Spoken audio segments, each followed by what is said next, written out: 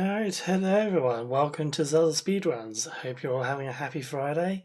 I am Din, your host. We are looking at the Crosskeys tournament. Winners bracket round 3 now, GFE versus topplife. We have our lovely Cyber Chow here to do some commentary of us. Hello. Hello? Ooh, that's quite loud on background music there. Let me turn that down a bit.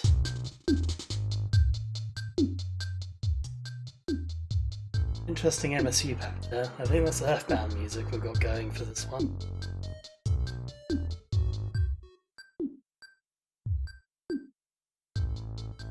It's a bit sane in terms of volume. Alrighty. Get these races started. We are just about ready to go here.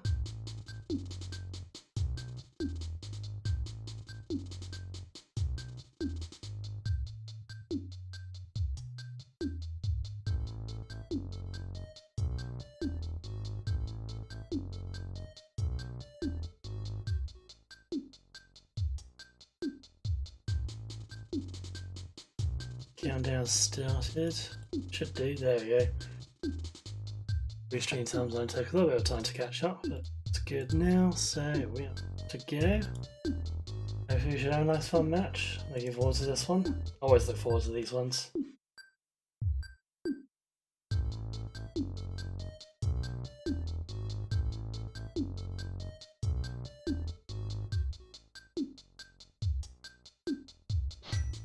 And we're off, getting the Sank start from both 10 arrows. And Sank is vanilla, so we're going to have to wait till we get the glove to get that drop down into back of escape. GFE is playing with the Ness sprite, and topplife is playing with a Yoshi sprite. And we see that Useless Fairy has turned into the very useful Kakariko Well. So 5 early checks, well 4, unless one of those 4 happens to have bombs, which it does. The Uncle 10 bombs right off the bat. That is a beautiful find first thing. That way they don't have to farm up money to get the to buy bombs. That is oh, and yes, 300 rupees as well. That was about as generous as you can get without actually giving you a progression item. Just filling up your resources nice and early. And GFE still going for the Houlihan anyway. Would actually be able to like get the Zora item almost right away. I mean, has the 500 rupees if he actually wants to go right there. But usually Kakariko is an earlier play, so the money for the bottle vendor means still a little bit more, but actually just oh, but GFE is not heading to Kakariko. He's going to check what the Uncle drop down is. Not a bad decision at all. We see that tree pole is arrows, and oh, we get a sword on the race game, and that looks like Ganon is at the Uncle drop down, so we're not going to have to defeat an Aghanim to get to Ganon. May still need to defeat one to get something else, but it's certainly a lot less likely that an Aghanim will have to be defeated. Oh, and we immediately find the most interesting connector. Oh, and it leads to Paradox Caves. So once we have that Moon Pearl, that is going to be quite the interesting location there. That ledge outside of Turtle Rock can be a very tricky location, but seeing that you can use it for more connectors, it's very interesting. And we see Sahasrahla. Green pendant is Thieves Town.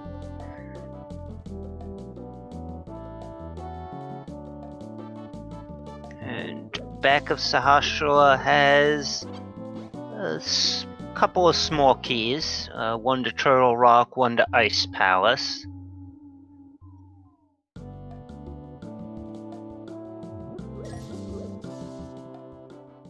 Yeah, your first Ice Palace small key is actually kind of increased in usefulness ever since the discovery of the Icebreaker, because now the optimal routing does require you to have one. And we see Hera.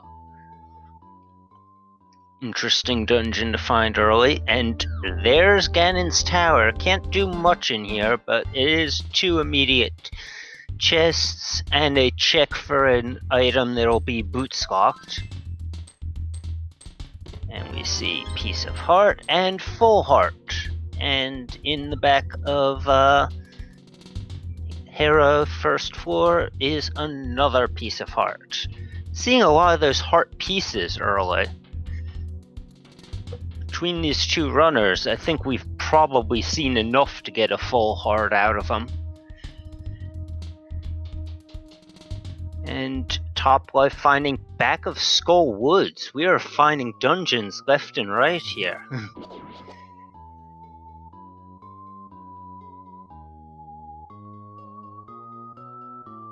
And yes, as pointed out in chat, this is a winner's bracket match, so the loser will still be alive. And yes, and the winner of this match will have to play Andy, one of the most well-known top randomizer players. And let's see what the magic bat drop down is. It is... I don't think I even recognize that. Is that Useless Fairy? I guess I've never really seen that.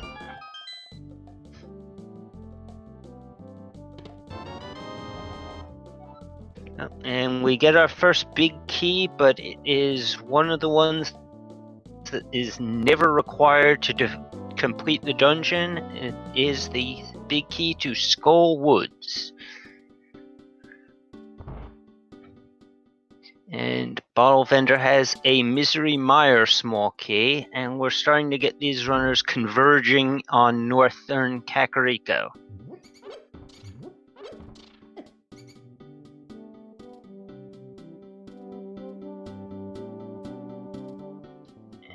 At the well, we have the Thieves' Hideout, and GFE has found yet another dungeon. It is front of Desert Palace. That'll be just 1 chest. Oh, and we see the small key to Desert Palace, so when Toplife gets in here, it's going to be 3 chests plus a check, and it is a 3-pronged connector. So, yeah, Toplife's routing means he's going to be able to get all the stuff when he gets in there right now. So he's going to start by heading to the right side. We see the big heart container. Oh, no, he is going to.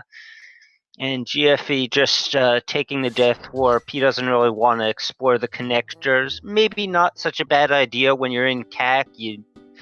One of them could like dump you out of the top of the front entrance of Turtle Rock, or one of the bonk rocks in the Dark World, or like something else that you just cannot get back into.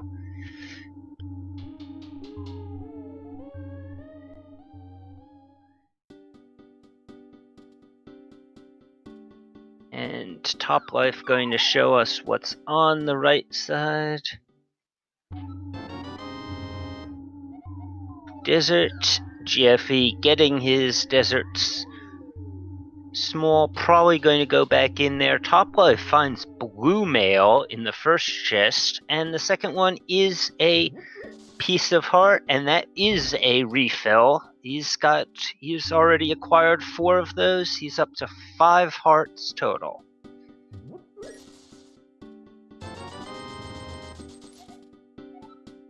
And topplife is going to check where this connector leads. It leads to its vanilla location, the useless door on the right side of desert. And he thinks about checking the other one, but decides to drop down, going to check the ledge, and then see what's at Agina's cave, and probably route over to the other caves in that area. Agina's cave just providing the shop. He is going to pick up some bombs because he was running low.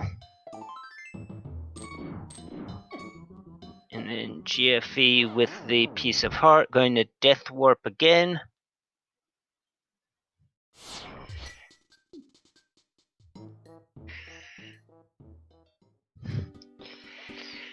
Oh, and topplife has found Super Bunny Cave.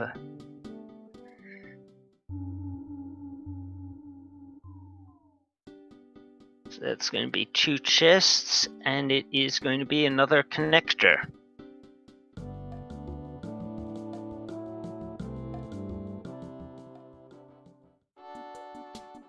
GFE finding that it is just useless fairy over at Magic Bat.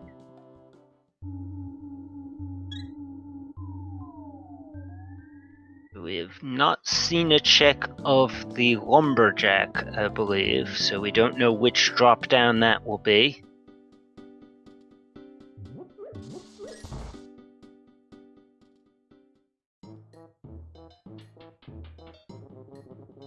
And GFE finding his way into back of Skullwoods, and connector takes him out of King's Tomb, so toplife's gonna have to save and quit.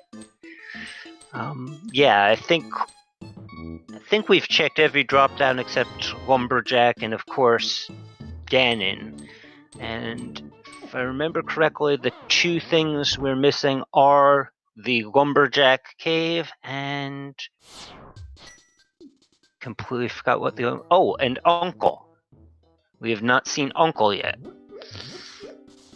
So hopefully, I'm sure these runners are hoping that Uncle is at the lumberjack. That is the most useful thing to see there. Possibly even more so than useless fairy. Well, I guess they're about even with that, because those you do not have to do AGA 1. And oh no, that's a Magic Bat. Maybe we did already check that, because I thought we had already seen. Oh no, we haven't seen. I don't exactly have the best memory, and I don't exactly track things. Okay, yes, GFE did see that. Uncle could be. Oh yes, Lost Woods is the other one we haven't checked yet.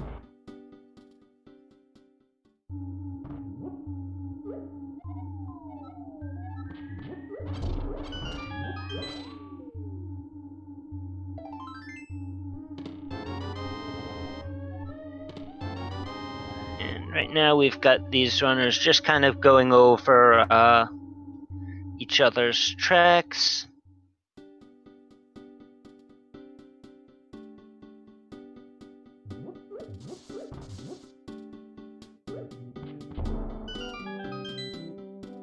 Oh, okay, so that means that Uncle is the AGA 2 locked drop down. That is the thing you probably least like to see, because normally the Uncle drop down is one that you don't even have to go through the drop down to get to, but there is no other way to Uncle other than defeating Aghanim 2.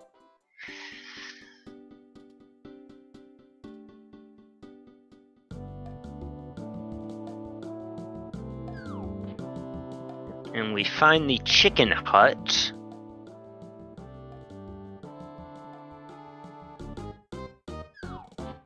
With the, oh, yes, the big key to Skullwoods. Yeah, I was like, I would have thought GFE would have found that, but yeah, it's just my short attention span. So, yeah, right now these runners are just kind of covering each other's tracks, and we really have not found much of anything in Kakariko, so we're probably going to see something over at South Shore.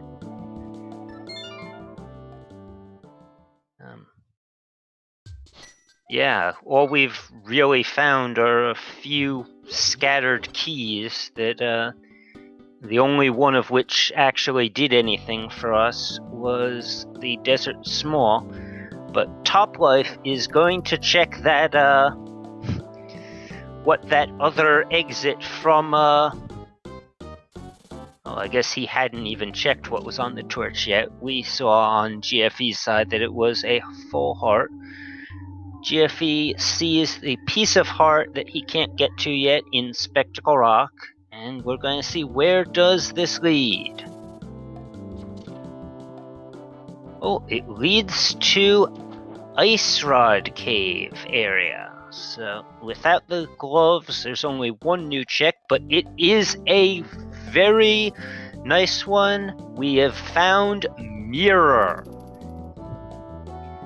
And we had seen a connector that leads to the ledge outside of Turtle Rock, so I don't remember which one of them found that. I think it might have been Toplife in... Oh no, it was... I'm being corrected, it was GFE who saw that. But once Toplife finds that, he will be... Oh. Yeah, he's going to check the Uncle drop down first, but he will be able to get to Mimic Cave entrance, which is always a very tricky entrance to find in Entrance Rando. So finding it in a little over 15 minutes in is very nice.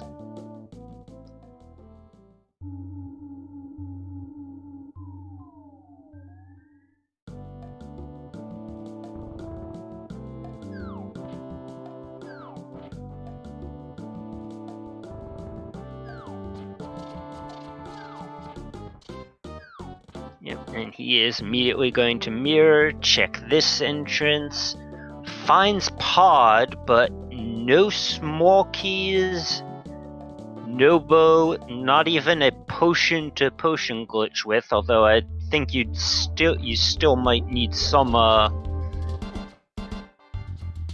weapon. But that one chest that was available was the Book of Medora, so going in with no small keys might have still been required, but GFE has a weapon. He's got the hammer out of Thieves Town.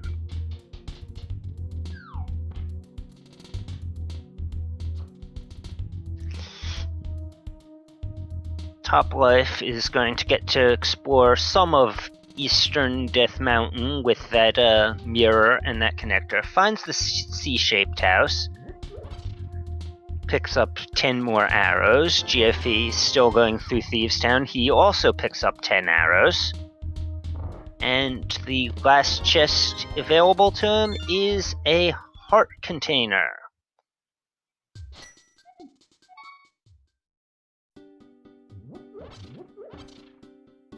So yeah, not a bad start for these runners defensively. Up to 7 hearts already on blue mail. Toplife finds the chest game, gets a small key to Ganon's Tower. GFE is checking that South Shore area.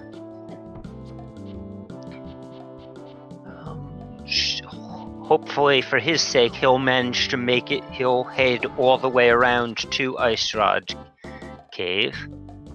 Toplife seems to be out of checks up on East Death Mountain because he saves and quits. GFE finding Ice Rod Cave at Mini Moldorm Cave gets the big key to GT. That doesn't actually do anything for them yet, because you'd need a bow to be able to climb the tower at all, and some sort of fire source to actually be able to get to where any of the chests are. And can't really get around to the big chest. But GFE is heading towards Ice Rod Cave entrance, which means he will be able to get his mirror out of Checkerboard Cave. And Toplife showing us the eastern area. That's going to be some new stuff, new checks for us. GFE finds that this is just a connector back to CAC. And he finds that mirror. So he'll probably head back to Hyrule Castle.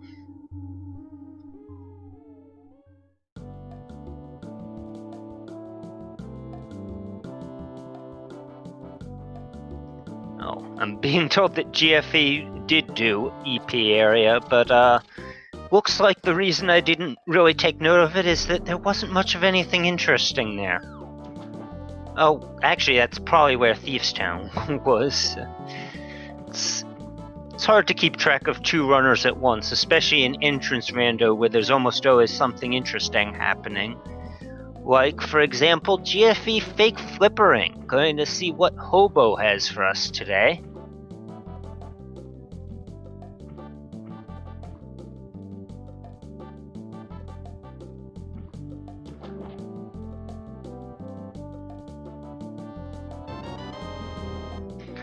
Hobo just has the Compass of Dark Palace.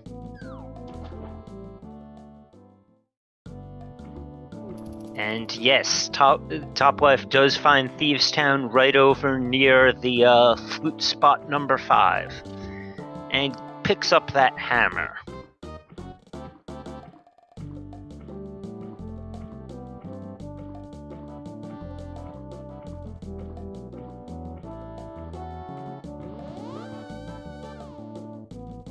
But at the moment, hammer doesn't really unlock anything, I don't think. And GFE seeing what's in the waterfall fairy, it's just a fairy with no chests to it. Which is good, because with no moon pearl and no flippers, you can't actually get what's behind waterfall fairy cave. And we see a shovel on Zora Ledge. May need to go back for that with the flippers. Probably not, but you never know.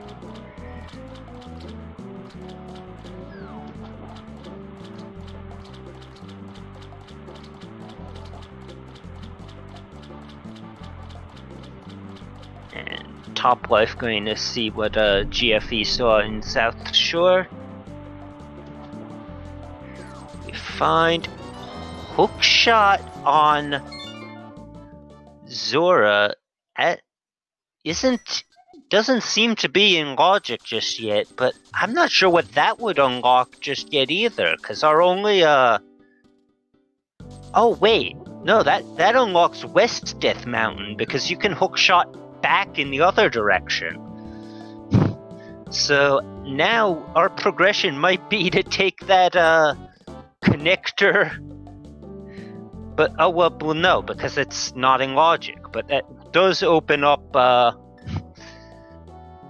there's the big key to Dark Palace, but with no small keys, the big key doesn't really unlock anything. GFE getting oh, that could be where our progression is. GFE is about to pick up the Book of Medora, we may be looking at our progression being behind the vanilla entrance to desert, because that is something that these runners can get to that neither of them have seen. And we are seemingly running out of places to go.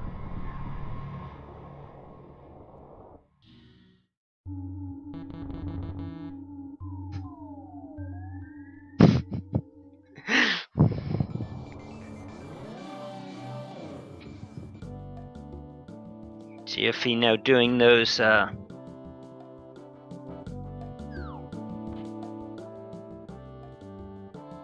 East Star Death Mountain checks. With that hook shot, we'll be able to get some additional checks on the west side. Oh, and Toplife is checking where the other side of that Spectacle Rock cave is. That is a one-way connector that we haven't seen them traverse just yet. So where will this lead? It leads to, West Death Mountain. Okay, so now we have logical access to this area.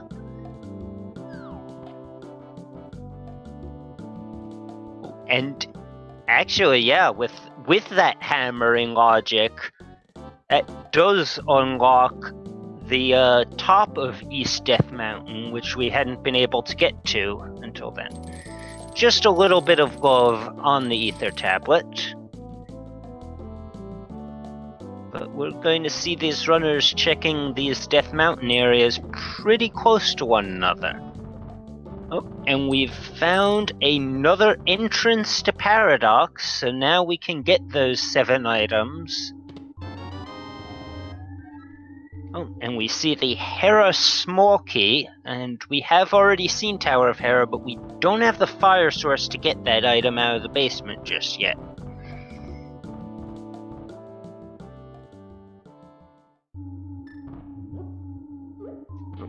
We also see Hype Cave. Hype Cave has hype. The ice rod over there. So far, all the most of Hype Cave was just maps and compasses, but that NPC had an ice rod. Small key to Hyrule Castle, Cane of Burna. So we're at 3 small keys that you don't really need. Cane of Burna, the big key to Mire, 50 rupees, and another small key, this one to Thieves Town. So 4 small keys in Paradox Cave, but also 1 big one. And ooh, yeah, that's actually all 3 Misery Mire smalls already. That could point to something being in one of the Firelock chests, because logic says you need all 3 of those. But, well, at the moment, they haven't really found Mire, and they don't have the fire source to actually get those chests. And right now, their only way to even get into Mire if they found it is out of logic anyway. It's that hook shot.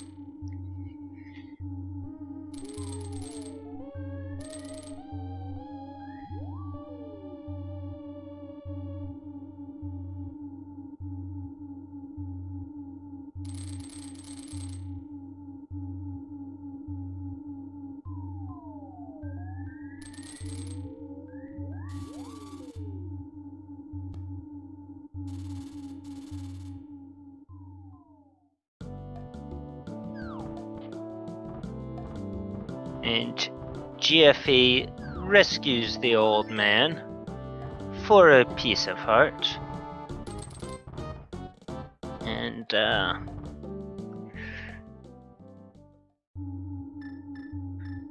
finds Mimic Cave, and this is in logic with that hammer and with that connector that leads to Death Mountain. Toplife getting his ice rod and 50 rupees, 2 maps, and a compass.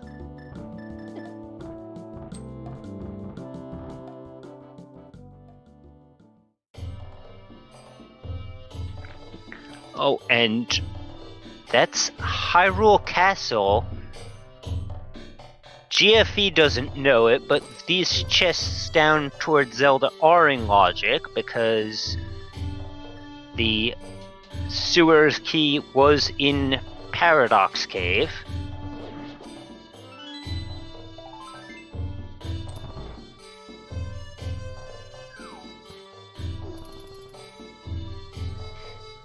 Topplife continuing to search Death Mountain will probably find his old man drop off pretty soon, and will probably head into Hyrule Castle in a short while as well.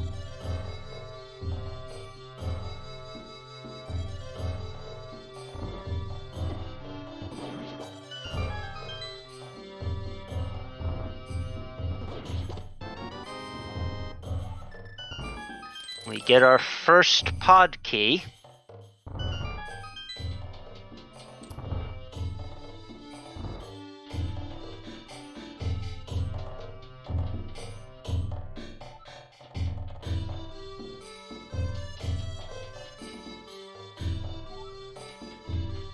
You know, why would you steal the key to go to oh, I guess because stealing the key would let you go all the way at the back.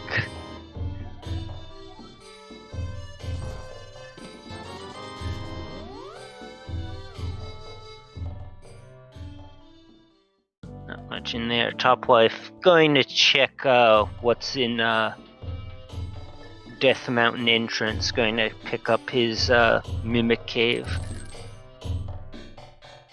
And GFE is going to head towards Dark Cross in the dark.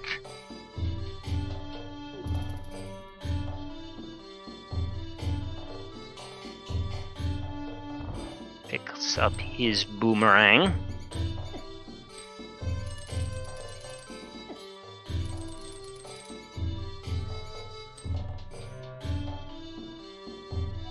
And Topplife not quite ready to head into Hyrule Castle just yet. Oh, he's got something more he wants to check in the Dark World first.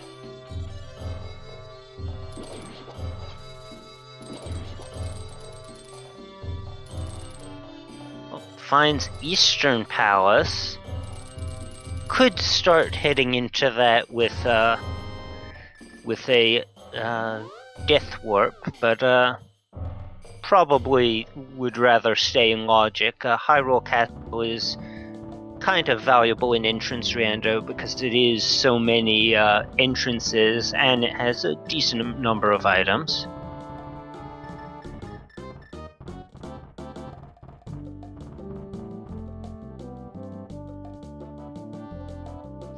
GFE back outside, going to find his Paradox Cave.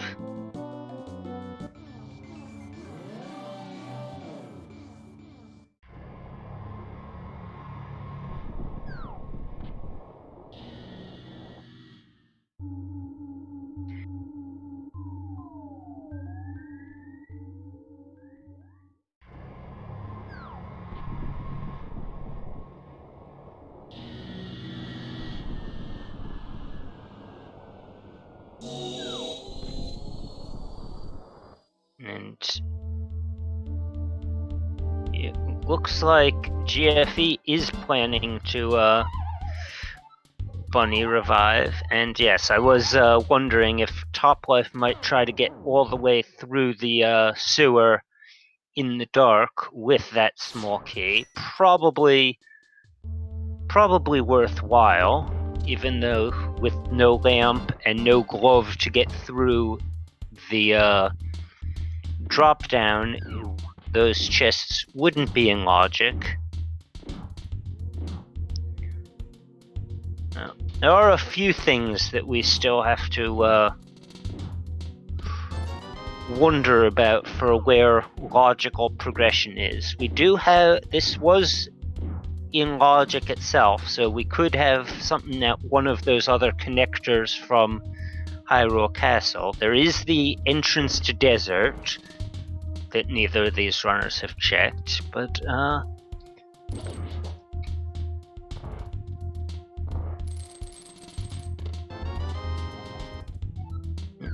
find the map of desert in Eastern. Yes, we do have the top of East Death Mountain.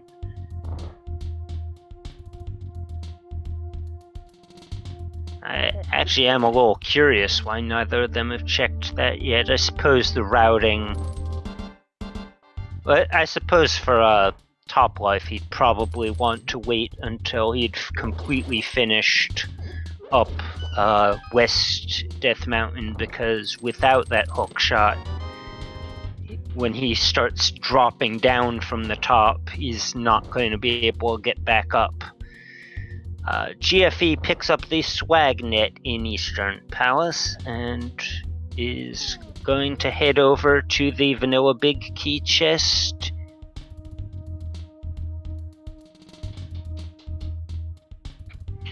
I was about to say out of logic, but then I remembered that without the Moon Pearl, this whole dungeon is out of logic.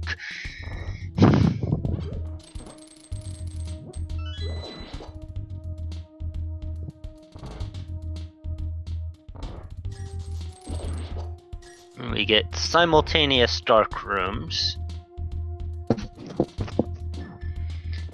GFE back out into the light, so is Top-Life. He has made his way to the back of Escape.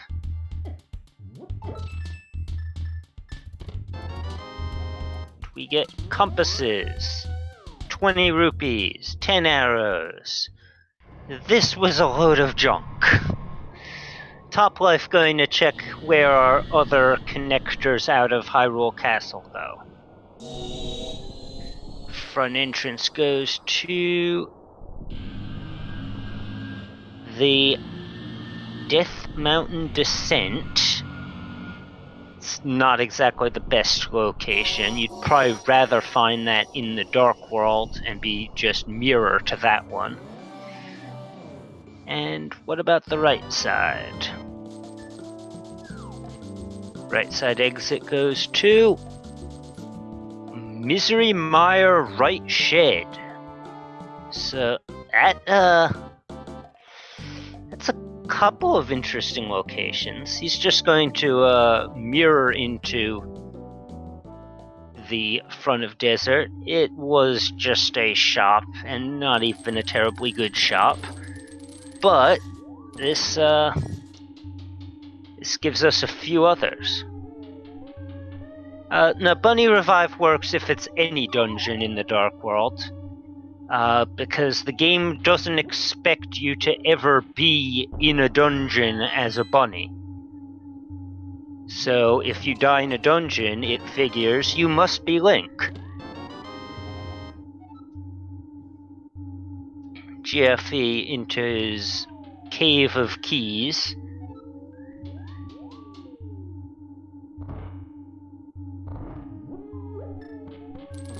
And Top-Life seems to be in a dark room again.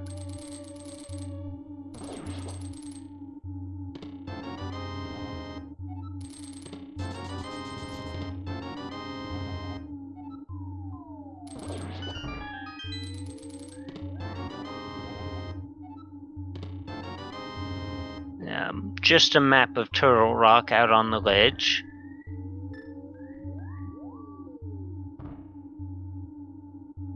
And we get the Moon Pearl. Okay, so it was a kind of convoluted set of connectors to get you there, but we have Moon Pearl now.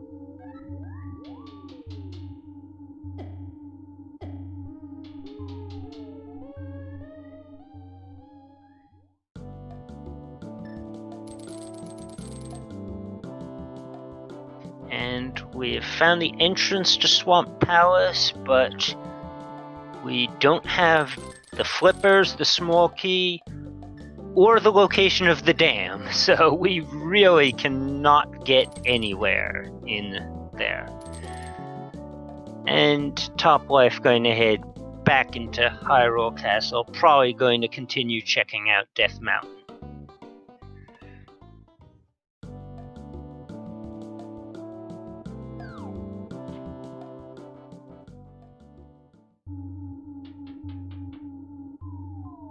GFE finds King's Tomb with our first bottle, which we haven't actually found Sick Kid yet, but it could always use that to potion glitch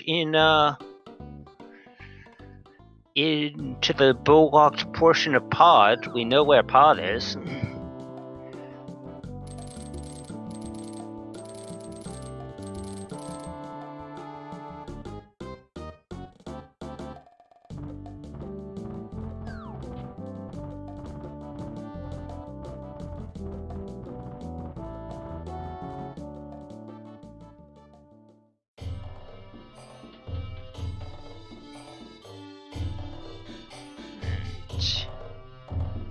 Topplife heading into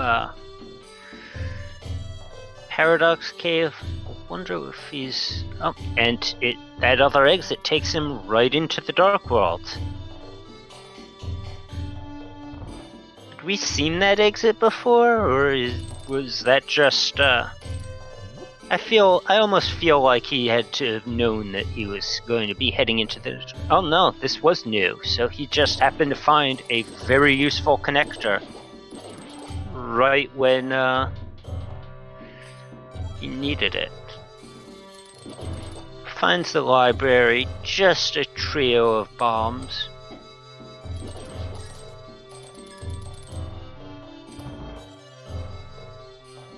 Oh, and there's that dam with another bottle of green goo.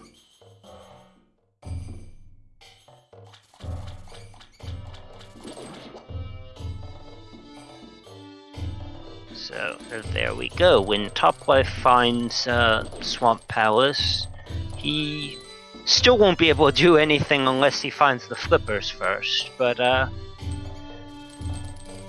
least he has found the dam before locating the entrance to Swamp. GFE has made it through the sewers in the dark as well, is going to get his disappointment.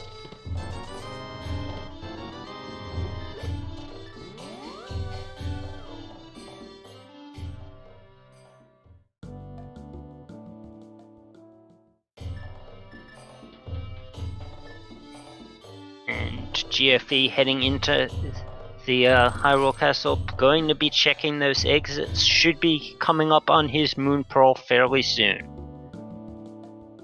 We see Cave 45 has a Pod Small. That is our second.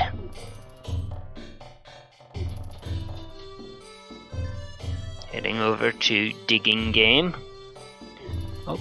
First going to mirror and get the sword from the race game.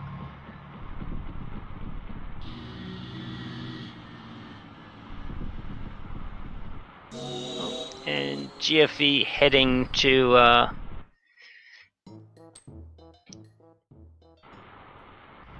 Agina first. Oh wait, that was where Swamp was. So Topplife was the one who found it.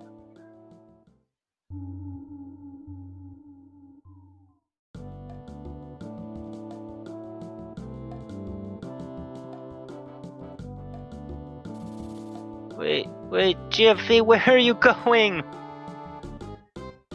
He's going to check this cave first, I guess.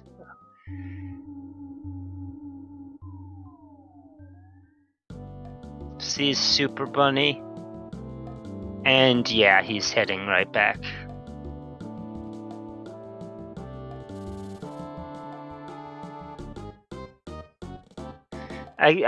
My only guess is that he was thinking that he wants to eventually head back through that, so he wasn't going to jump down, and he didn't want to finish at the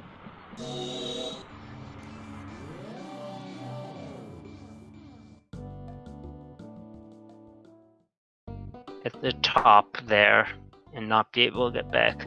Topplife finds Hookshot Cave at Cave 45.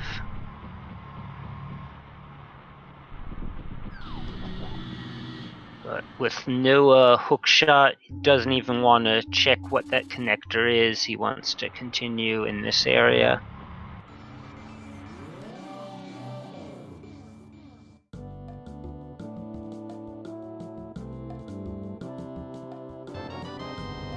And GFE thinks about leaving the map, decides to get it.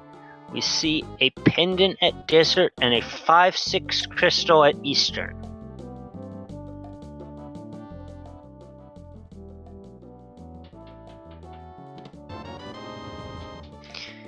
GFA picking up his Moon Pearl.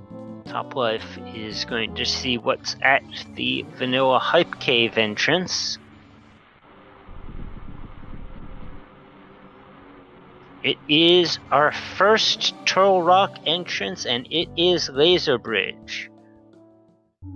With that Cane of Burna, these chests are in logic. Finds the map to Swamp, the Ether Coin,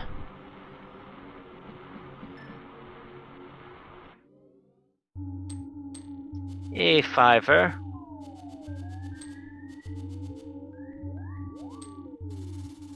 and a Power Glove. So that is huge, because that opens regular Dark World access, no need for connectors anymore, so that helps your routing a lot. It also opens up a bunch of overworld checks, and we see our other 5-6 crystal is at Pod, and looks like regular crystals at Swamp, Mire, and T-Rock.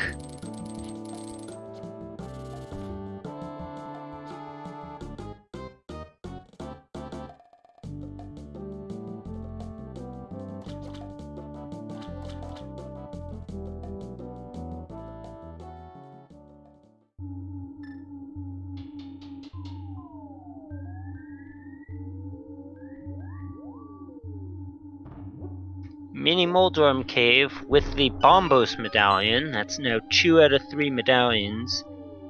Our tracker was more on top of it than I was. Knows that the Ether medallion that Toplife picked up will get into that Misery Mire vanilla entrance. We haven't seen what Turtle Rock requires, and might not for a bit, because we haven't actually gotten a connector that takes us to the top of Death Mountain in the Dark World. Toplife going to see what's on the Bombos tablet. Have a better blocker in front of you, so that is a shield upgrade. I doubt they'll be going back for that.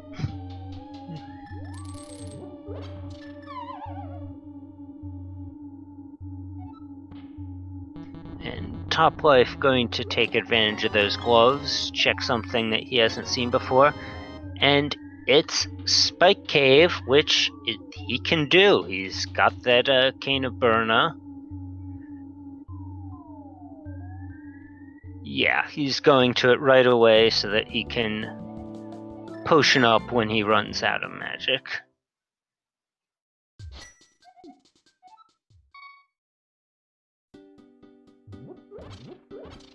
And GFE back down from the mountain.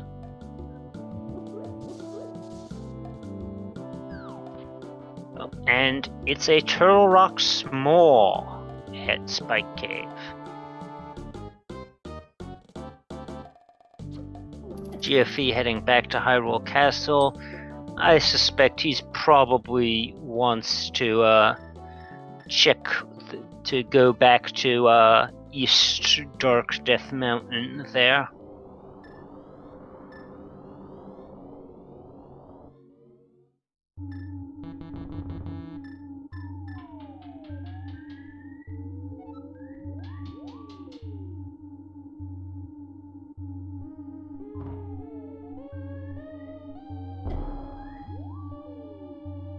Taking the bomb jump and heading into the Dark World.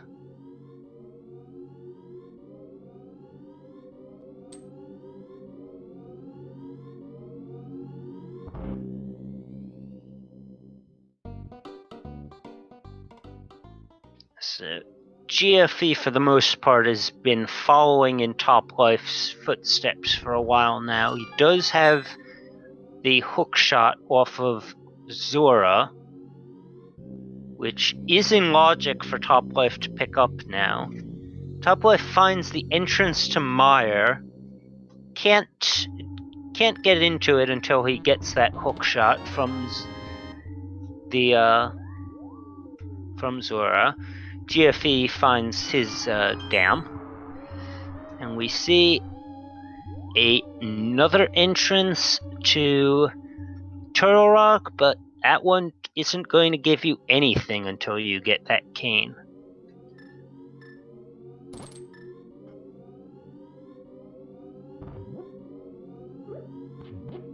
And Toplife going to check what's at the exit of the portal. Oh, found back of desert, but no big key yet, so that's not a completion.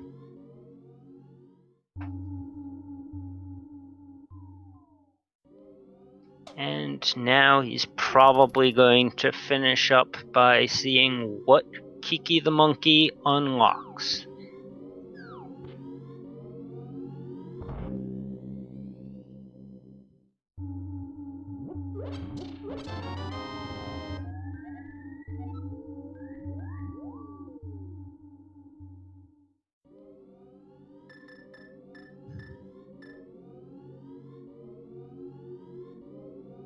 Yeah, it's true. We have found most of these dungeons.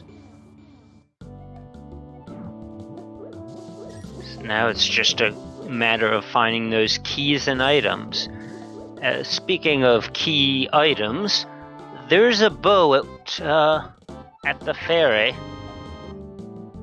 The ferry's just giving out bees, though, so that's a little bit less useful.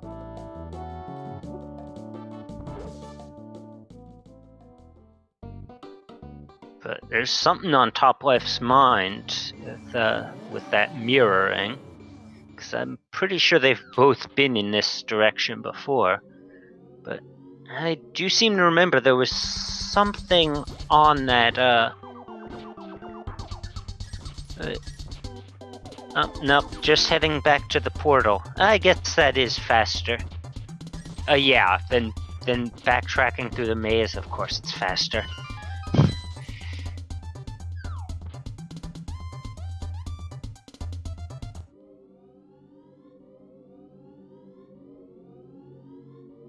Yeah, that's what I thought. It was Thieves Town there, so I was like, no, they don't have the big key yet.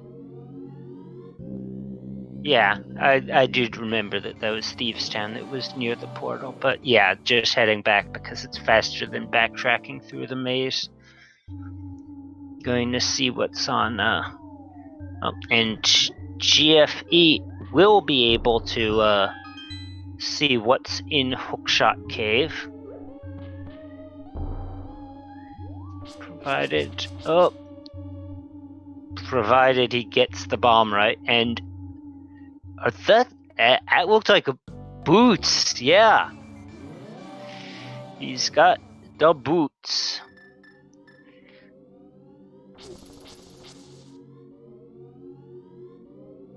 So now he could get into Mire, still wouldn't be able to complete it without Cane of Samaria. But instead he is going to see what's on top of the castle. We have another T-Rock entrance. It goes out, then it's like, no, maybe I'll go for this.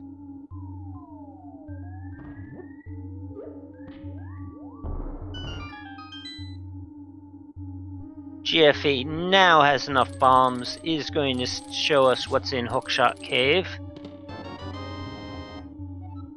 Compass of Misery Mire. 300 rupees. 10 arrows, and an empty bottle. Not really what we were looking for. Toplife going to just use the Bombos medallion to clear out this room. Pick picks up the key and is going to get that chest.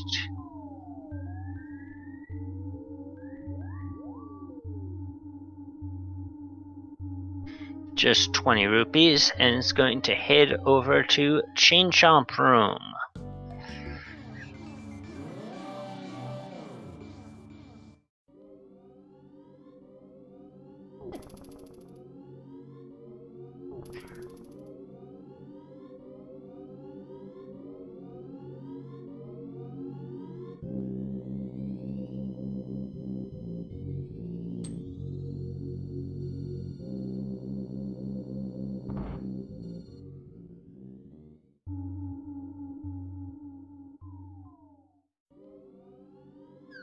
And it's a compass to Thieves Town. He's just going to take a death warp.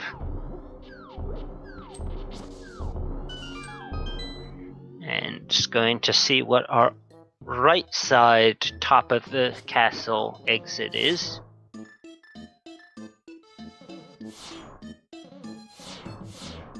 It's the potion shop. He's going to drop off his B and take a blue potion.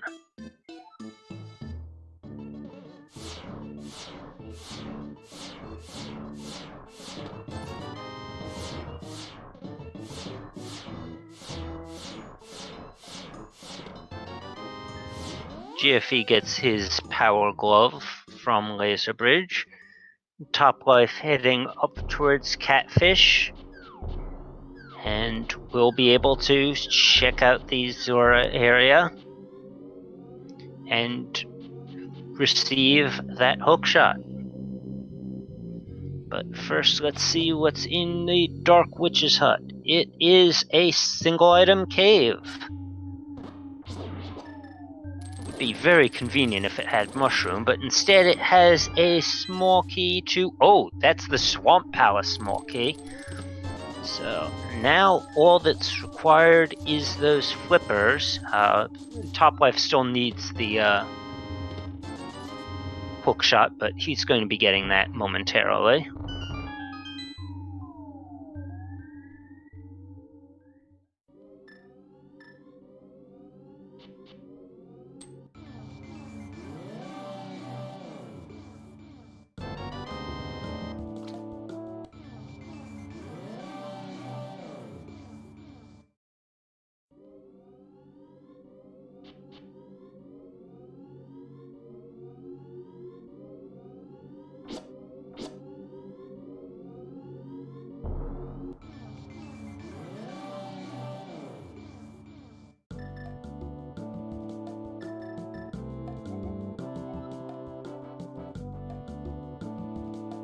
What does Catfish have for us? That's a small key to GT.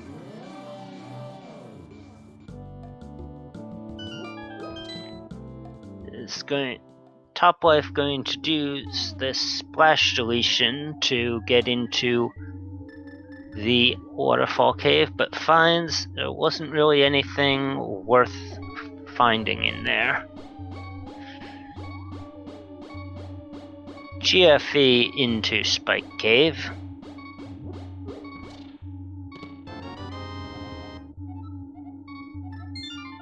Gets that Turtle Rock small.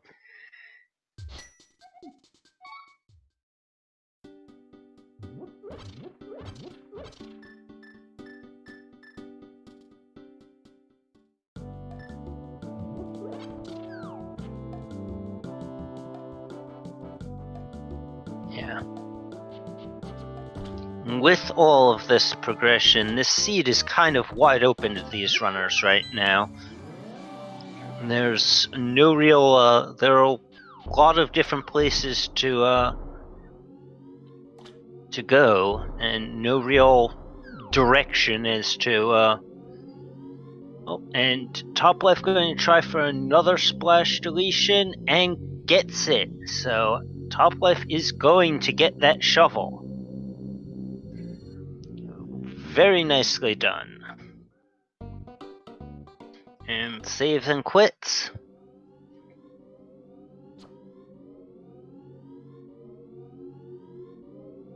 Heading back to Link's house. I think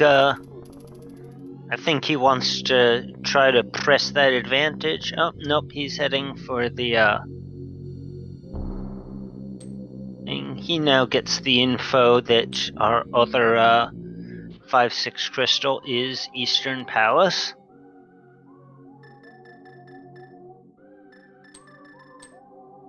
And where will Toplife go? Looks like... Oh, he's that's right, he picked up the boots fairly recently. And he's going to find Ice Palace. And with that Bombos medallion, is going to head in.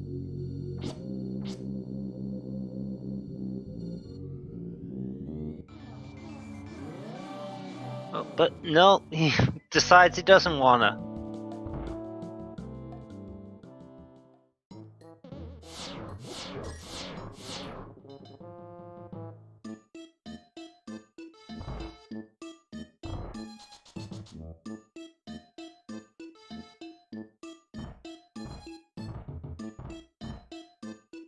And yeah, Toplife deciding... oh no, Toplife just checked that other thing, but yeah, deciding not to head into Ice Palace just yet. I mean, it's probably...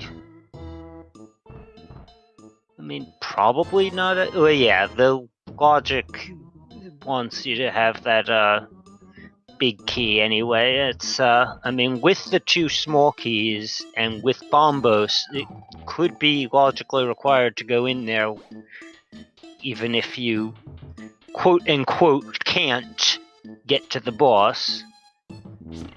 Which really, as long as you haven't forgotten how to do the bomb jump now that Icebreaker is a thing, it really isn't much of a problem. But Toplife going to take advantage of that hook shot.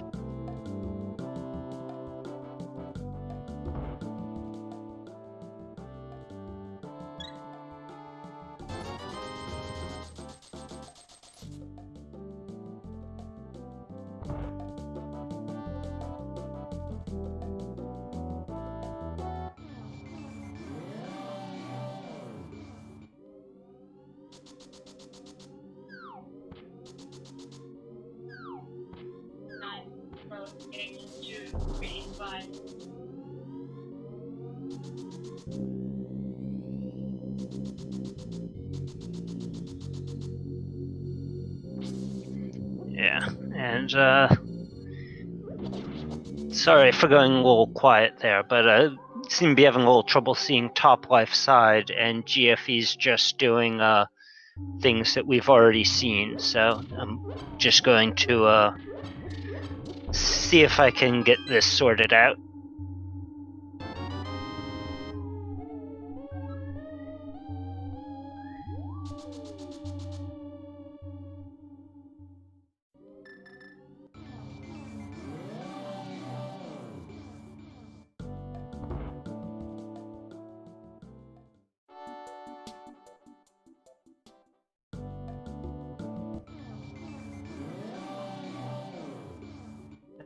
No, I think we've lost Toplife.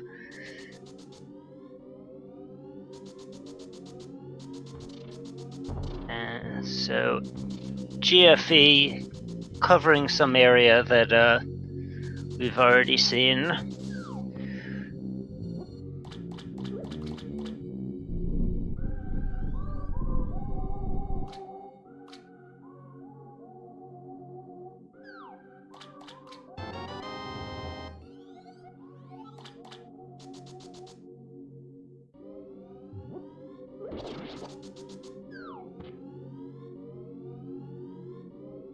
And GFE is just going to head back. I wonder, probably going to head towards where we found Ice Palace.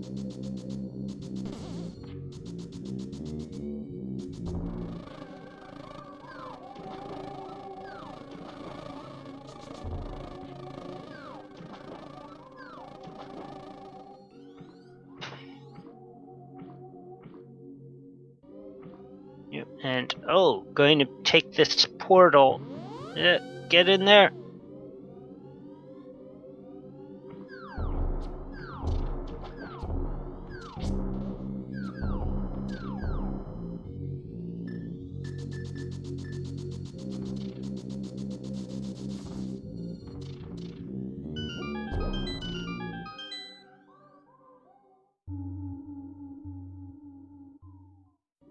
And checking the dark shopping mall. Doesn't seem to have much for him, but yeah, no, that was a fairy. You've already seen that. Oh, it wants to mirror. Oh, and check what's under this rock. Just a shop. He's going to buy some bombs.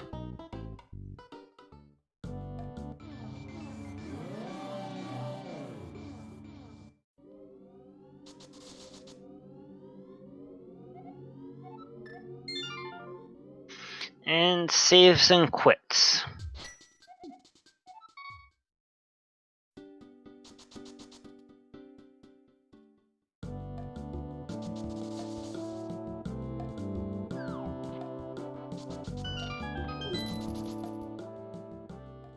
And he's going to check this area in the light world. Just finds himself in a dark room. And decides to head back out. He doesn't have that shovel to check that spot. He is going to go into the portal, probably going to check those bonk rocks in the dark world and find his ice palace. Question is, will he decide to jump on in?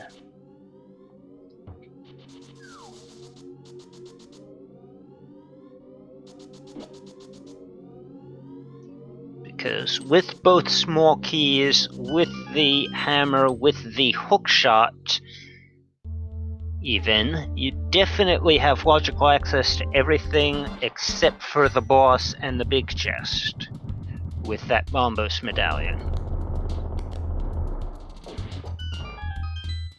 And he is going to dive on in.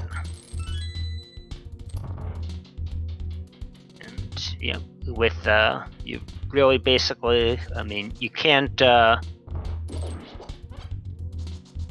you don't think, yeah, no, Icebreaker requires the cane. It's not like Diver Down that has a bomb set up as well.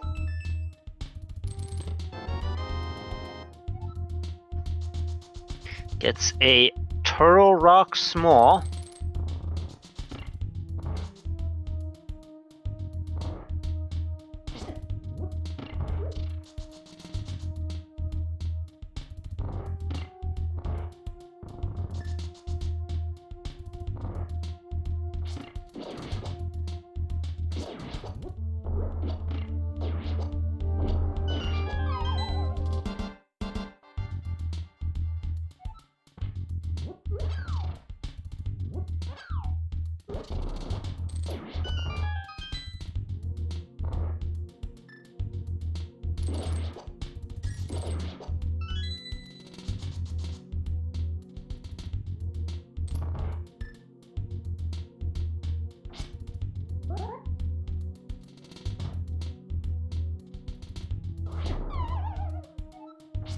And oh, messed up that bomb jump.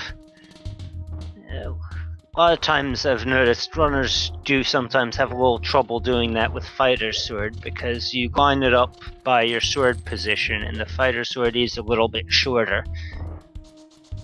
So if you're used to doing it with master or tempered, heard that butter sword can be a problem in the other direction, but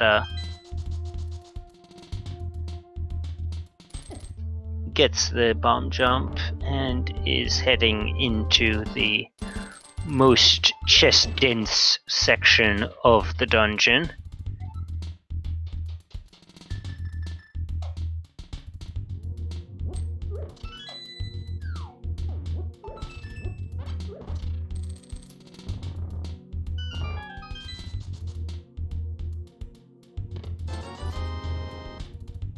Just a red rupee here.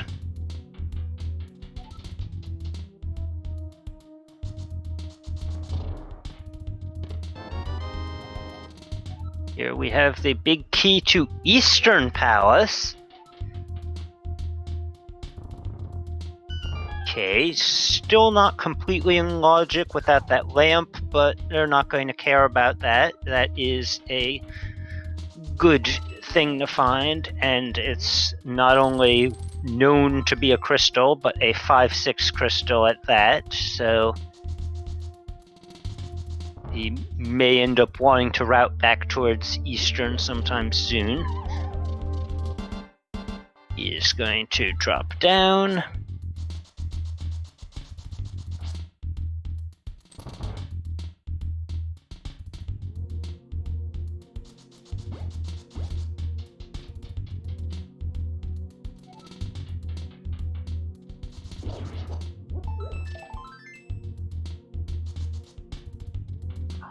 Heart piece in iced tea room.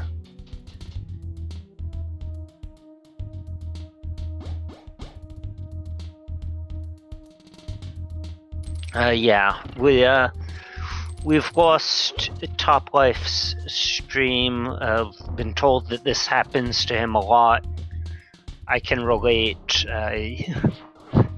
I've outright stopped volunteering to be restreamed on dailies because my stream just goes kaput whenever I have to actually have a extra window open, like for a tracker or something. But GFE finds the Master Sword in Ice Palace. That is going to open up another entrance on top of the castle.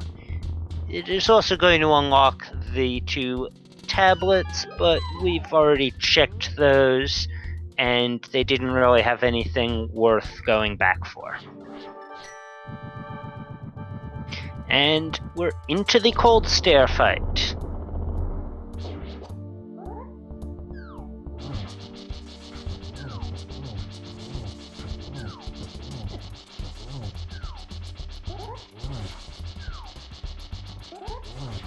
And we're going to get to see a hammer cold stair fight.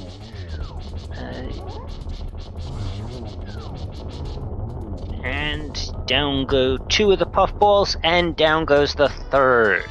GFE has finished Ice Palace, gets a small key to Gen's Tower, and gets the blue pendant. So we now know that that Tower of Hera and Skull Woods are both crystals. GFE has full knowledge of that. Doesn't have the full knowledge that our other 5/6 is pod, but does know which 3 dungeons are the 3 pendants. And immediately finds Misery Mire.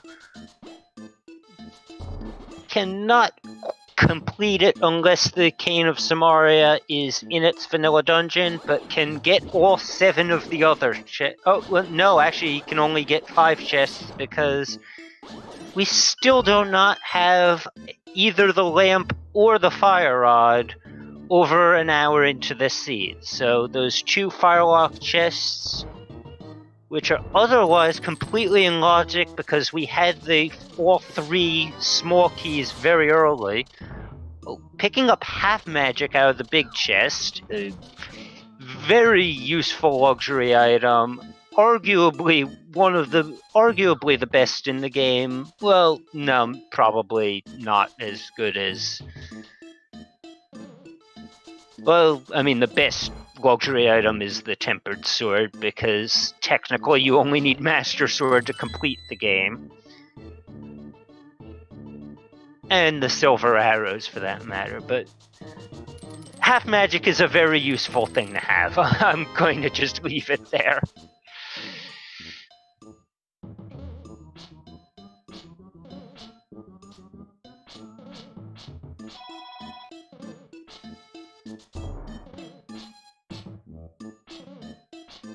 And what is GFE doing here? Is there some sort of clip that I don't know about? Okay, I have never seen that happen.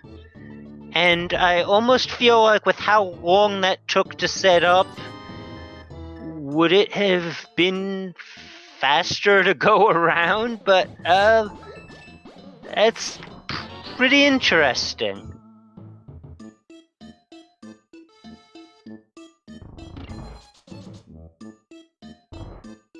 Extended door glitch. Okay, I've never heard that. It's an interesting clip. And that's all we can get out of Meyer, with no fire source. And yes, pointing out that it's unusual for ice to be the first dungeon completed without fire, but Ice Palace requires Fire Rod or Bombos Medallion, whereas most of the time when you talk about fire source, you want Fire Rod or Lamp. And so that Bombos Medallion allowed for Ice Palace to be the first one done. GFE finds the back door to Desert Palace, but is not able to do anything with it.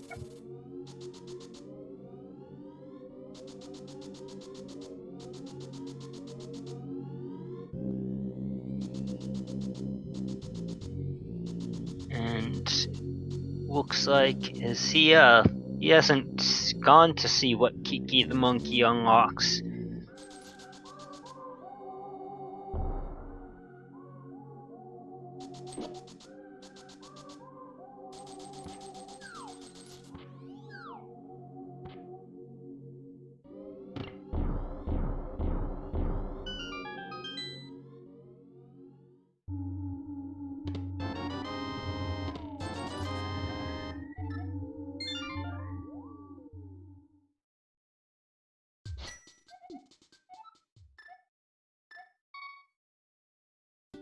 And GFE is heading for Link's house.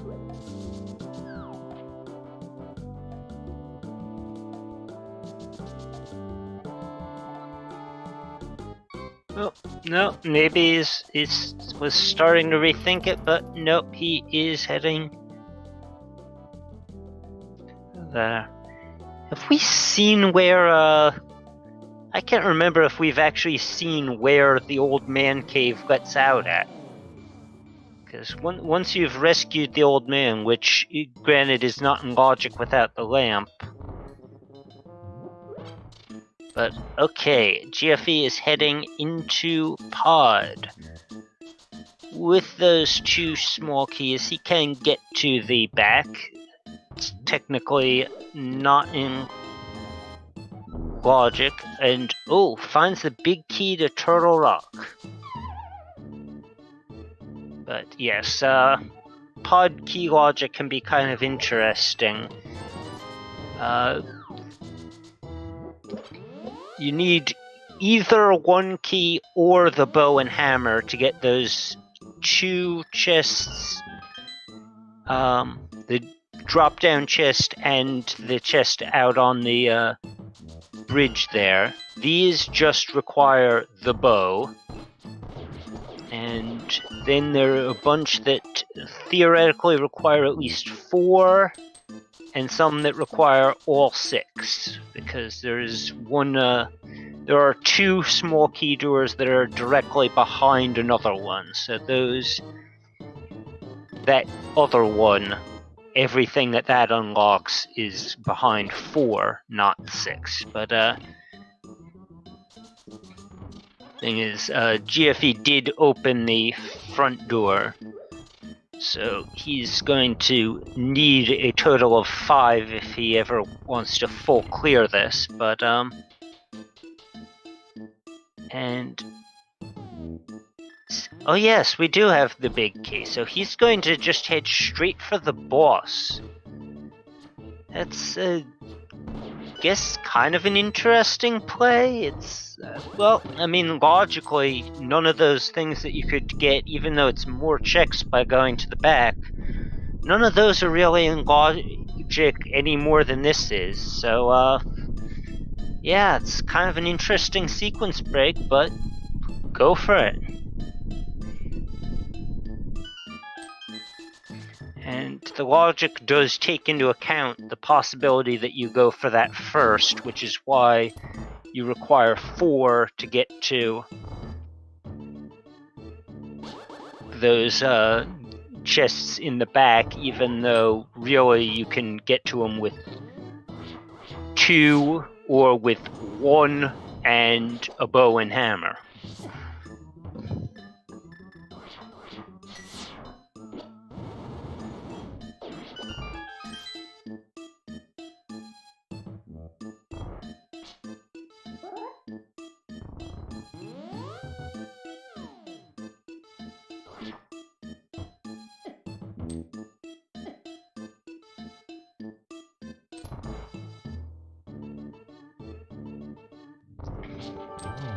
And GFE at Helmasaur King.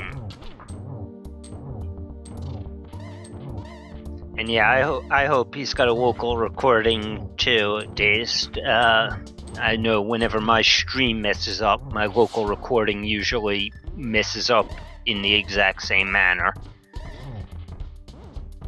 Blame OBS, right?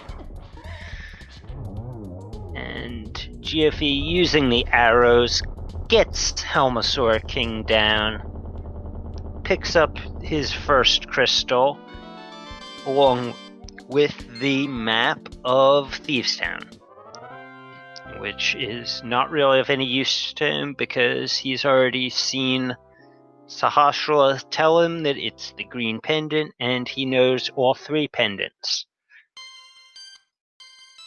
We'll find out if the next time he checks his menu that was in fact his other 5/6 crystal that he just picked up. He might actually already recognize it, but yeah, it's just kind of standing there, thinking about where to go next.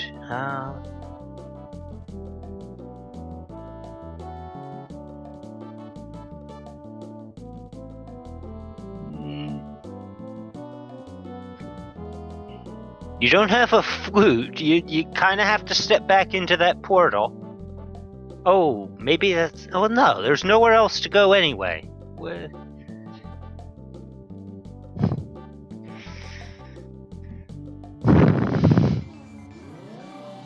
Oh, and he steps into the portal.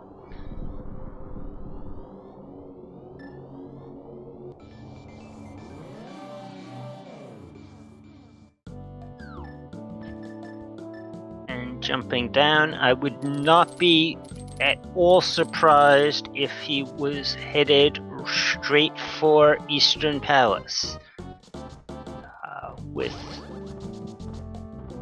you know, granted that pod completion was not in logic, and speaking of pod completion, Toplife is watching the cutscene and in pod is heading towards the back of pod. We shall see. Let's see. Looking at his tracker, he found the mushroom somewhere, but and he also has found the Titan's mitts.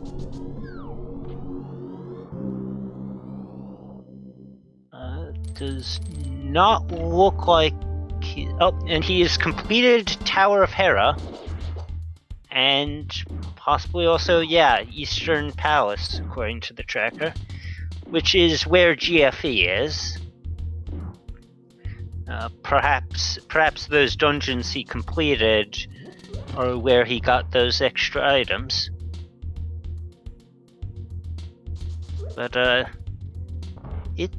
did Toplife get into a oh no, wait, seeing that his timer still isn't moving, I was like, didn't think this cutscene took that long. I was wondering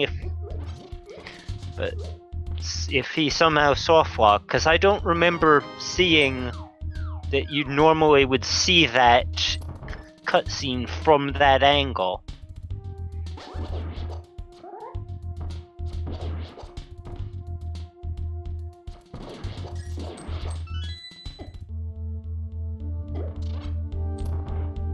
Oh,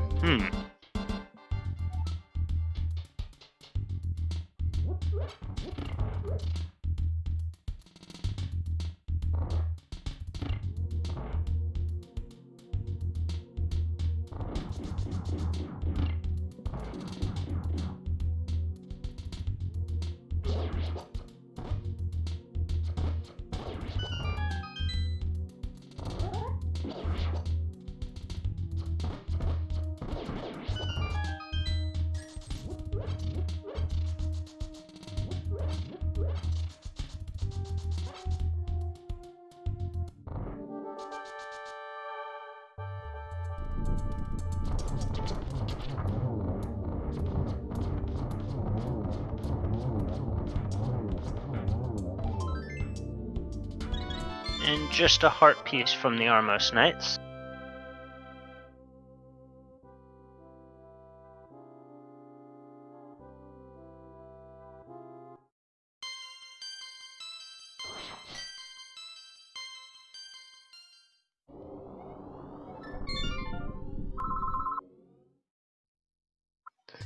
And there we go. We have boss kills on both sides. Both of these runners could now pick up the big bomb if we found it.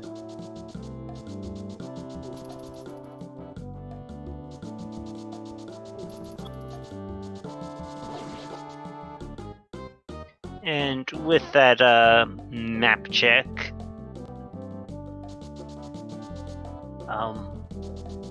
oh, well, actually, with that map check, Toplife now knows that Skull Woods is a crystal, but still doesn't know about the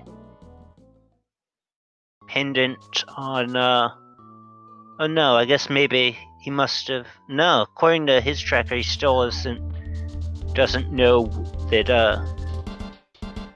oh no, wait, no, okay, he does know that Ice Palace is a pendant, which means by process of elimination. Oh, and yeah, I missed that Toplife has the silver arrows.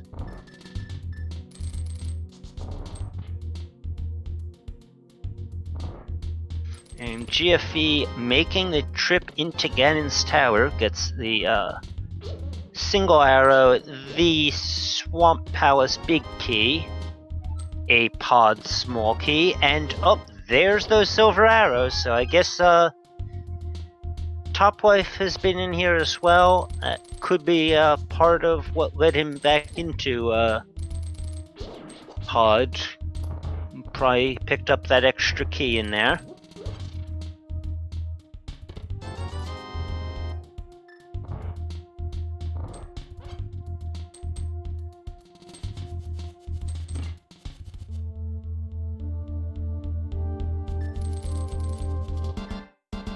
Yep, misses that boomerang. And he got it this time.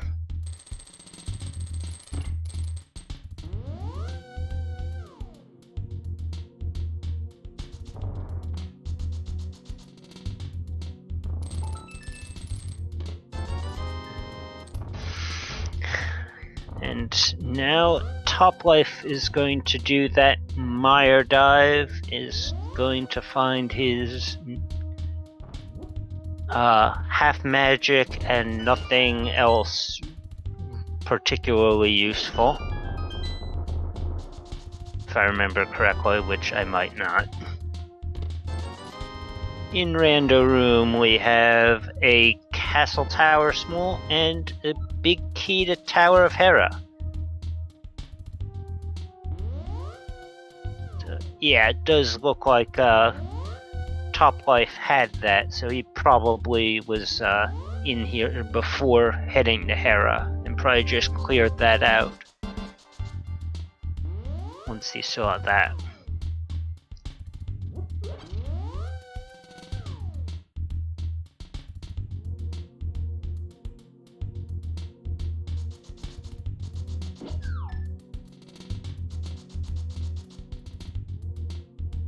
Checking the big chest, it's a single rupee.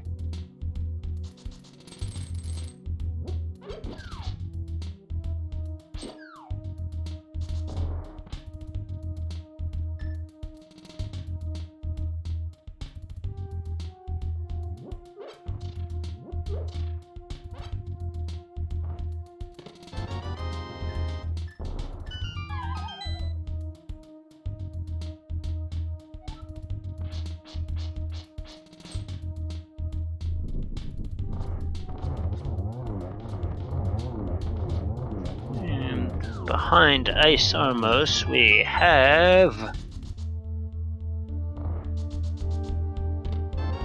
the Red Meringue. There's those Titan's mitts and 10 arrows.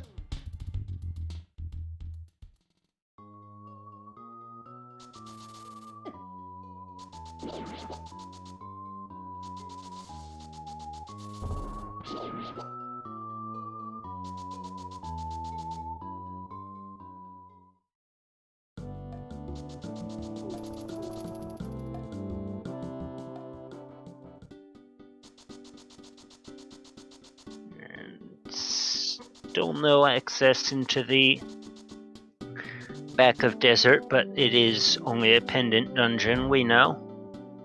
So Topplife going to head to Thieves Town instead. With that big key and the small key, can full clear it. It is a green pendant. GFE just wants to herapod it. Ends up unlocking the door to the basement, which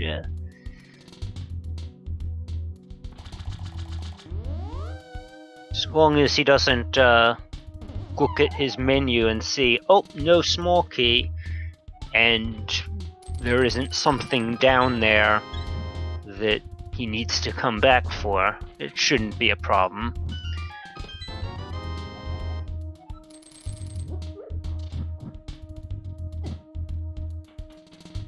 Yes, that's exactly the point. I once saw someone in a Keysanity like open the door there, then like head back up and almost like immediately look at their menu, see, oh, I don't have the small key, and leave like with that door open and orphan something in there. So you just have to remember, oh, I've already opened that door.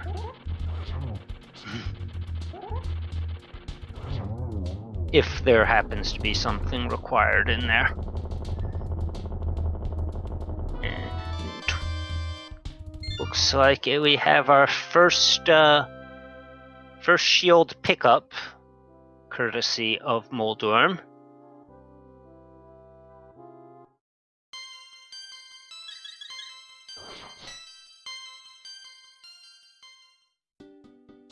Big key to Ice Palace in the Maiden's Chest of Thieves Town.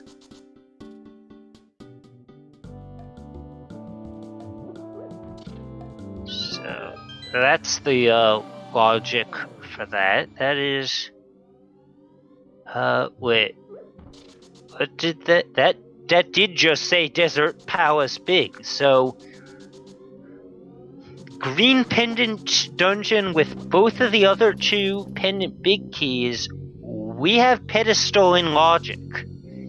And unless Topplife checked it while he was out, which I don't really see why he would have been back in that area, we don't know what's on that pedestal.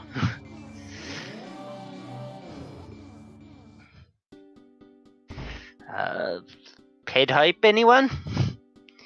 GFE dropping off the blacksmith. Let's see what it gives us. the lamp. And blind with another shield. Well, yeah, it could be those flippers.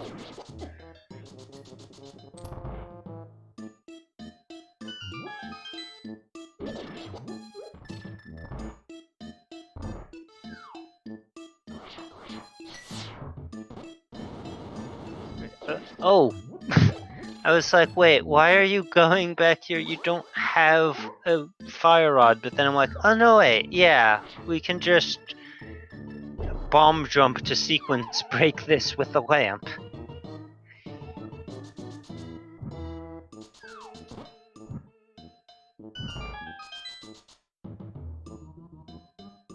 Yeah, we are going to need the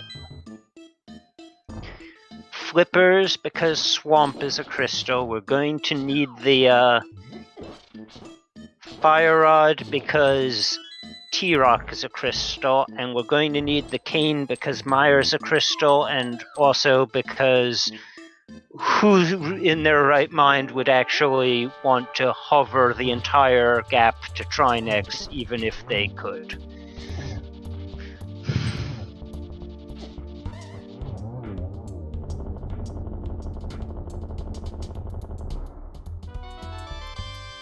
And Mothula itself not giving much of anything useful, but it is another crystal dungeon completed. And Toplife is going to jump into Pendant Ice Palace. Completely full clearable for him, of course.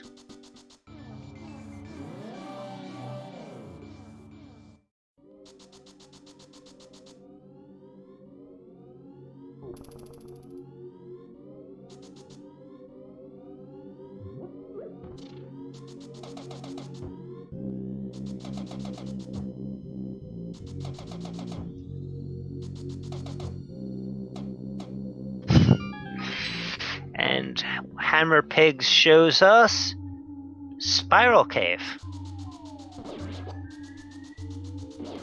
And GFE going to put aside the whole idea of taking the purple chest and is going to explore this one-way connector with a chest in it. It has 3 bombs.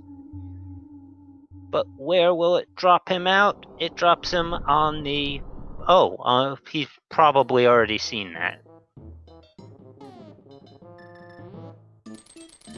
And yeah, he's going to head on into Turtle Rock with the big key. There is another chest he can get here, but I think that's probably it for what he can get right now. Yeah, can't get to the first 3 without Kane. 2 of them also needing Fire Rod. So yeah, that's all he can get here in T-Rock.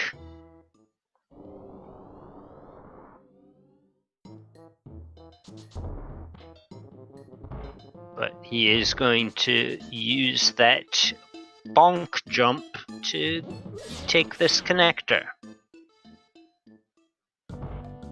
Oh, and that's going to allow him to check the Aga Tower entrance. Oh, yes, Toplife, that's right. I couldn't remember if there was anything that GFE got out of this dungeon that was required, but it was. There was that big key to Eastern. Okay, yeah, so when we thought we had seen Eastern marked off on Toplife's side when he came back, we must have seen that.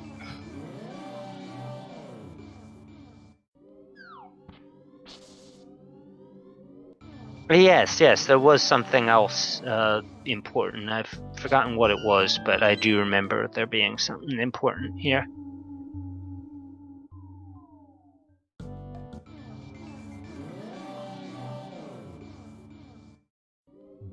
No, not at this one. At the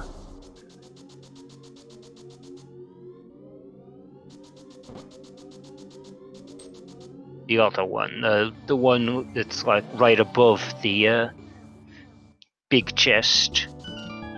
Which also brings up a point. If there's anything useful in that big chest, that's something GFE would have orphaned.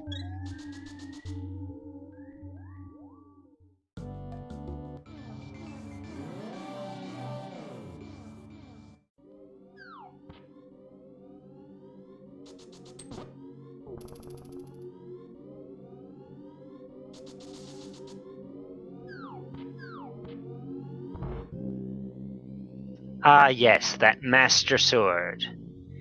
And GFE has found the big bomb guy.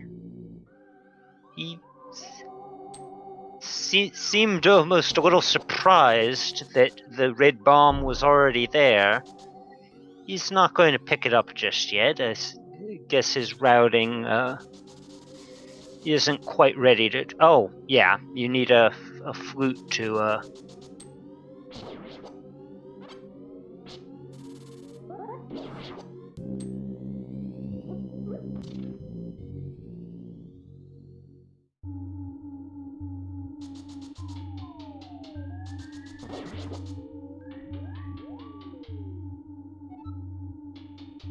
Yeah, I was gonna say, wait, why would...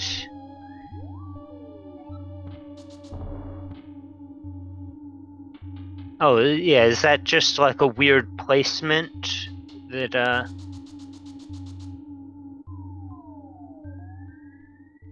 Well, anyway, Toplife is taking on closer. We get our connector to Bumper Ledge. It has a pod small.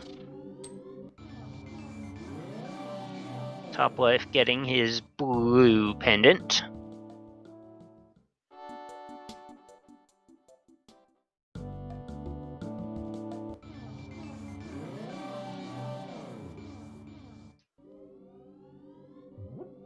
Yeah, I was going to say, I mean, you'd have to mirror to use a flute anyway, so... But yeah, you'd have to pretty much walk it there in the light world. GFE turning in the bottle to Sick Kid, just getting some bombs. Toplife heading into a dark connector.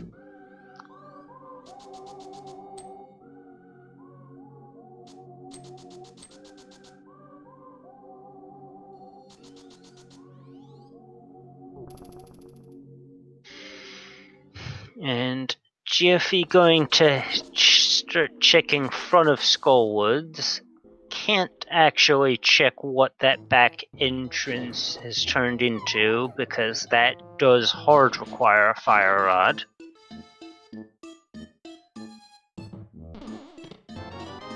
Get some bombs here.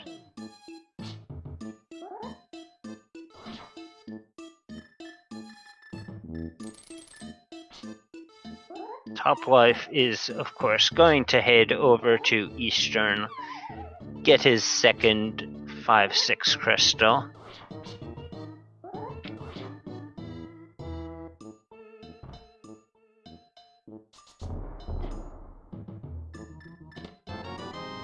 Which makes sense. And we get a Turtle Rock Small in the big chest of Skull. That will be all 4. That puts everything in logic except for the fire rod locked checks.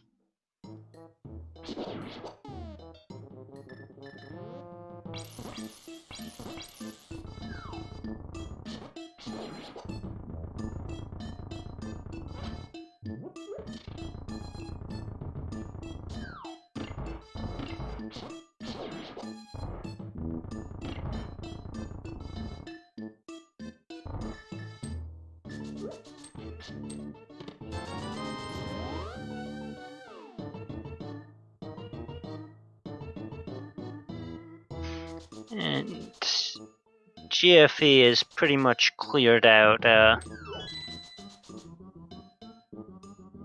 Yeah, I think that's pretty much a full clear on front of Skullwoods. He's just going to mirror right here.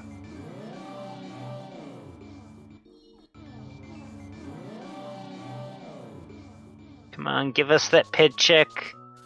Yeah, he is. He's going to... We're going to see what's on the pedestal. Triple boom. Ped is dead.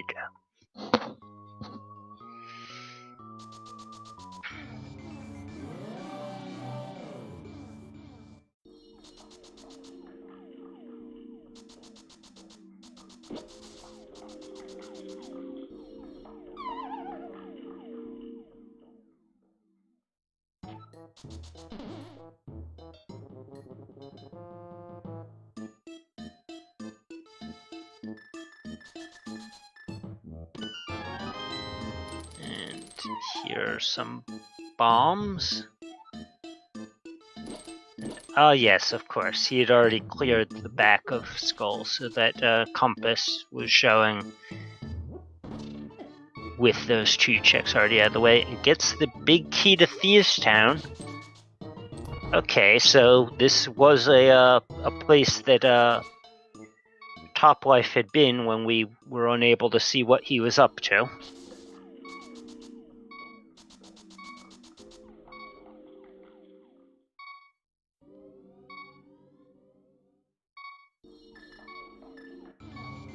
And heads back into the woods for a moment. Is going to mirror in here. Wonder where it is he wanted to go. Oh, is this a connector to someplace useful for him? Oh, it's Ganon's tower. He's climbing the tower. Well, we do know that the uncle is at that pyramid drop down, so I guess 4 items on the climb plus 2 more blocked by the Aga 2 defeat. I guess he feels like those 6 chests are what he's looking for at the moment. And granted, he has run out of crystal dungeons that he can clear. And we know that, and he knows that Pedestal is dead, so, and I think the only real major items in Thieves Town were the other 2 big keys for the pendant dungeons, so this is probably as good a check as any, unless either Lenmolus or the Desert Big Chest have been hiding something important this whole time.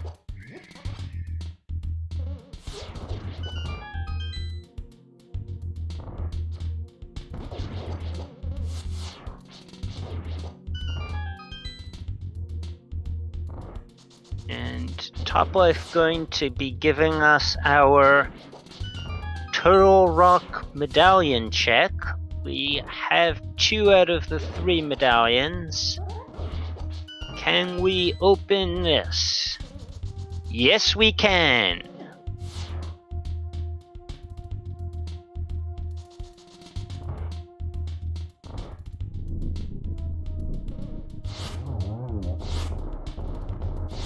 Yeah, GFE checked right side upper Hyrule Castle. It was, they both checked that very early. It was, I think, some sort of connector.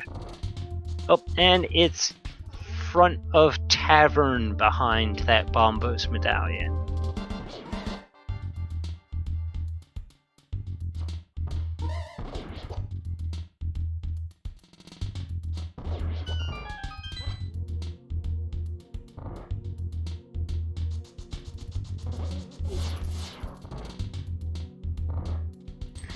And Toplife is going to show us what the 2 chests in Aga Tower are.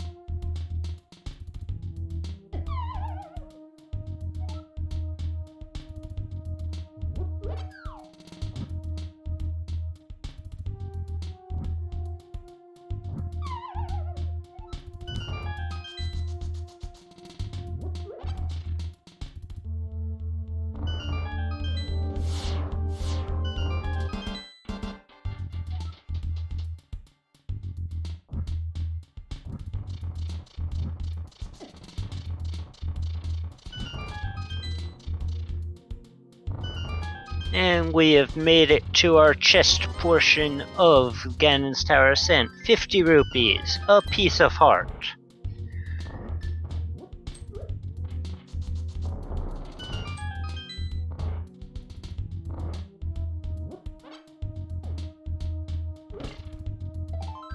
Another piece of heart.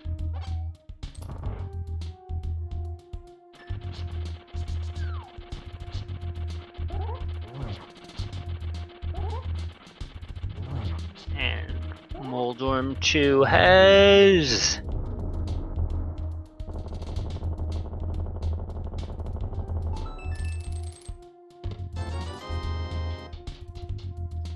a Ridge Rupee. Where did Toplife get the flippers?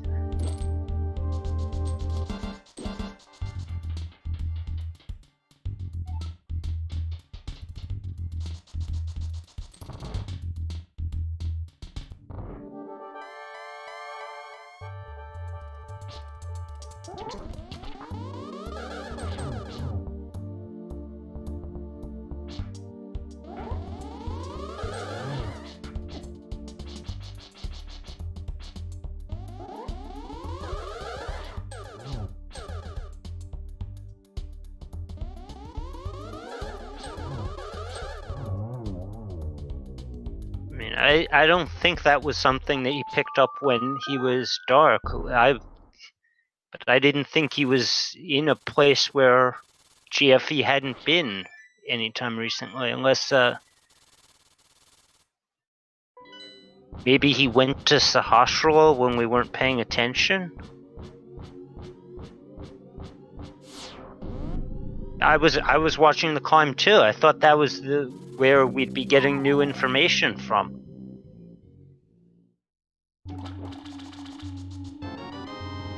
Oh, but the climb was required. Uncle has the red cane.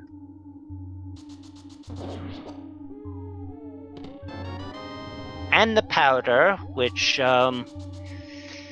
doesn't really do anything because Magic Bat was the Ago 1 drop down. We've got the flute in the big chest of Swamp. Always a useful movement item, but not required to get to the mire area when you've got a connector to it. And GFE is heading into Misery Mire.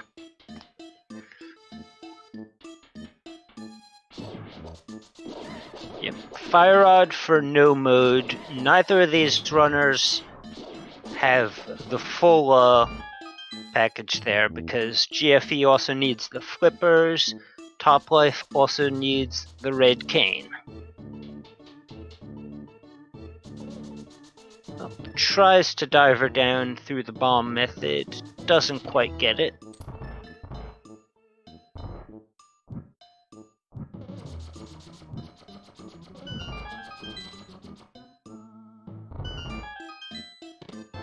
And we see those firelock chests. We'd been speculating almost 2 hours ago that we were going to need what was in there when we got all of the mire keys in like about the first 10 to 15 minutes of the game, but couldn't get that fire source.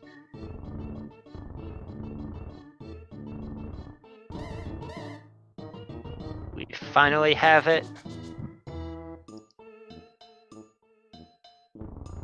Over on... Oh, we found that second Aga Tower key over in Swamp, along with another piece of heart.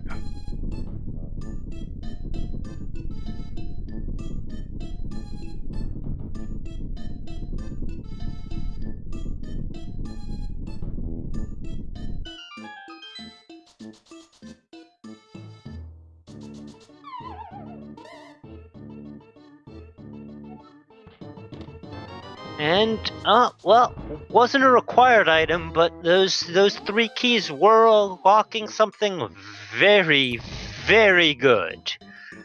GFE upgrades to the Tempered Sword, and we'll be heading towards Vitreous. Not that that sword makes much of a difference in that fight when you have the silver arrows. And Toplife getting the bomb set up for Diver Down. 10 arrows, 20 rupees. Oh, block is a little bit off, and there we go. Into the basement of Mire. Meanwhile, Toplife is heading for that Argus fight.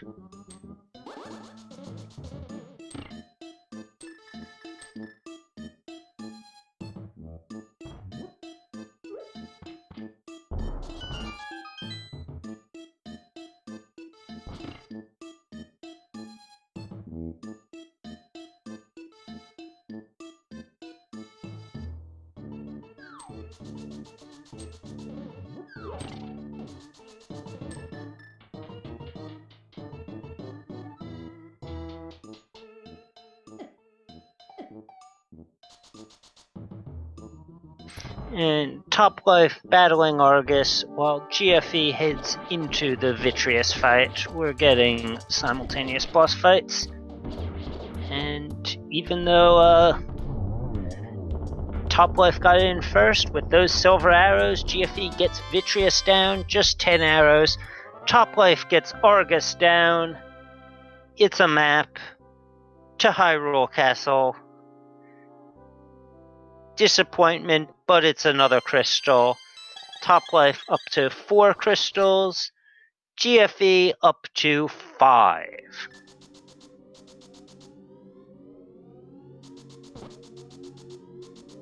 And yeah, we have to wonder, where is that fire rod? Because a lot of this wasn't in logic, but I'm pretty sure the lamp is enough to put the GT climb in logic. I mean, it's not easy, but you can light all those torches with the lamp, so it could be here in T-Rock. Or no, it can't, because the cane itself only unlocked one other chest. The fire rod is still needed for the other 3. Oh, yeah, it could be on Magic Bat. Lamp was somewhere, like, very easy. I don't remember exactly where it was, but it wasn't... It definitely was in logic. I think it was, like, just somewhere in the village of Outcasts or something.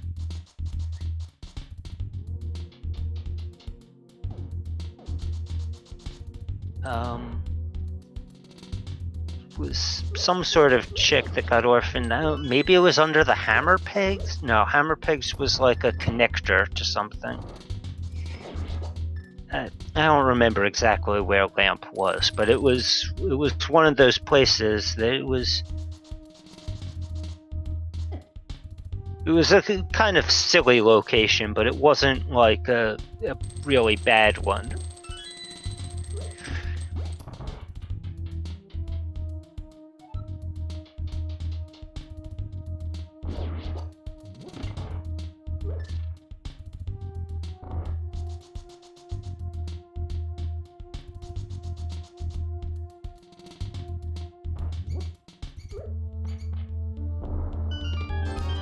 Oh, okay, we get that green pendant turn in. Unfortunately, my stream just refreshed for no apparent reason, so I missed what it actually was.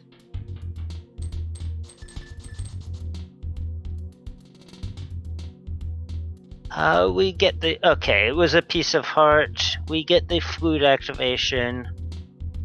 Yeah, we don't know where the flippers were. We just... and it certainly wasn't behind that Desert Big either. We'll find out soon enough what is the Desert Big locking.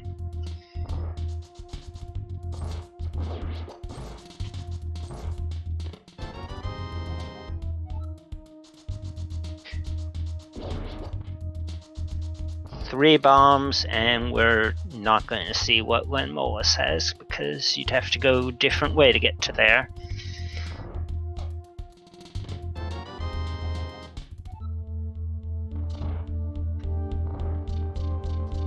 Oh, yeah, that's right. He was starting in Aga Tower.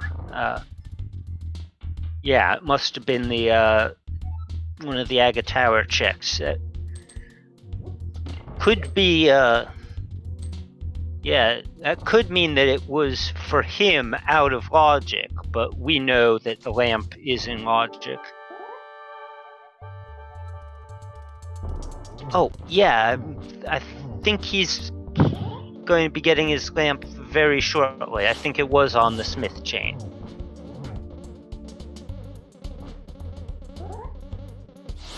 Might have been right here.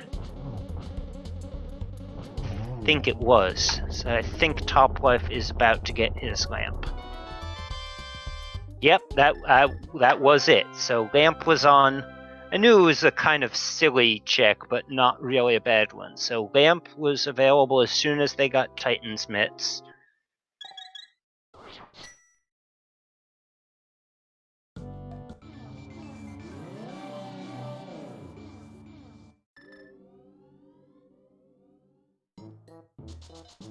And GFE, having just picked up his pendant big keys, is going to show us what Lanmolus is hiding.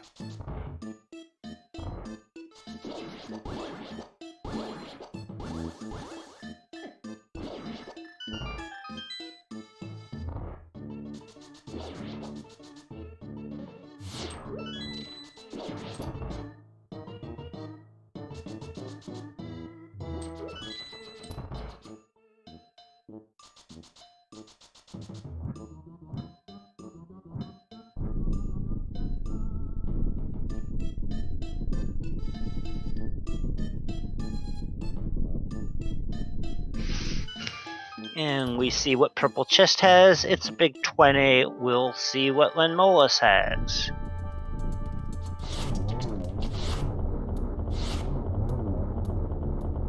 Perfect, quick Lanmolus kill. It's the fire rod. We're in no mode.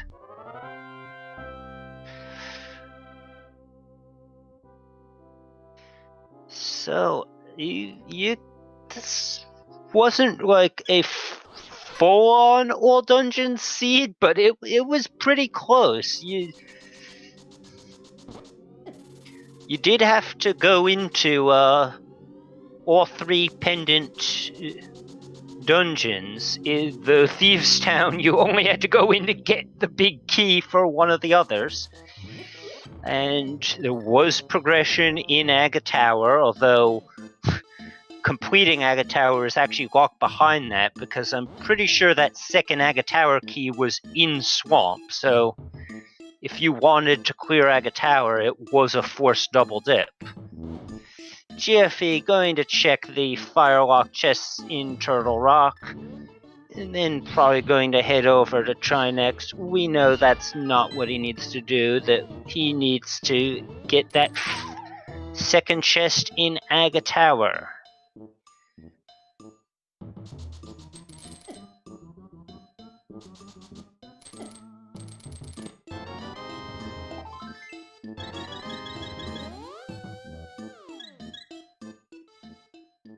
Topplife also sequence broke with the bomb jump to get to Mothula, and is going to be running out of checks. Perhaps it would be for the best if he let's see if he thinks about the possibility that Desert Palace is hiding something.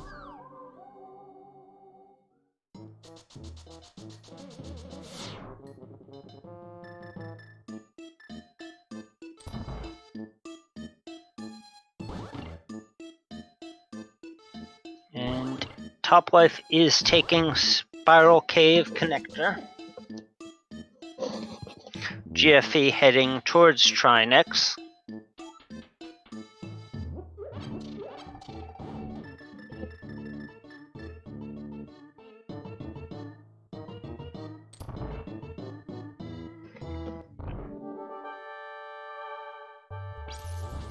But yeah, what a seed. Forced Aga2 kill, forced dipping Aga Tower with only one small key, and a key item on a pendant boss with that big key in a different pendant dungeon. And yeah, Ice Palace also had a required big key in it, so you did have to at least go into every dungeon. And there were two, we'll call them pendant dungeon bosses, even though one of them is actually Aga2, that were required. So GFE gets his sixth crystal. Topplife is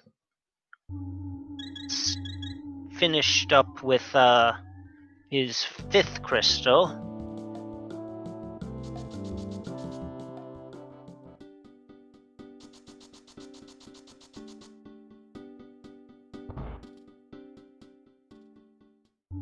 Where are we headed? GFE turns in his green pendant.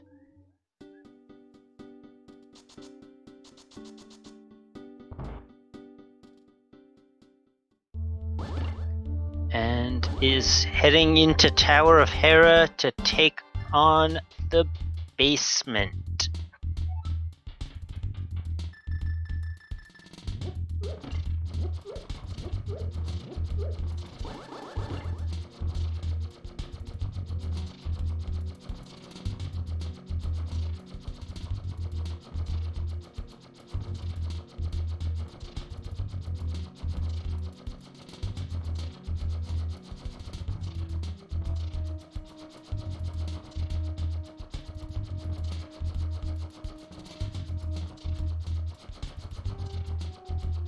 So yeah, we're a little bit past the 2-hour mark, and between our two runners we know where every required item is. GFE needs to go into Aga Tower to get the flippers out of the chest in the darkness. Topplife needs to climb Ganon's tower to get the Cane of Samaria from the uncle at the Aghanim 2 drop-down. Topplife is only just now finding Blind's basement with the pod. Oh, I guess this was a something we hadn't found yet, because that's our other sword. Yeah, we found a lot of the multi-chest locations, but not this one, and it has the, in addition to the extra sword, it has the Quake medallion, which opens absolutely nothing. GFE is making the trek back into Ganon's tower to get the remaining chests that are fire-locked / Cane of Samaria locked. We're going to see Tile Room. I don't even remember seeing the cape picked up because it was pretty much irrelevant a long time ago.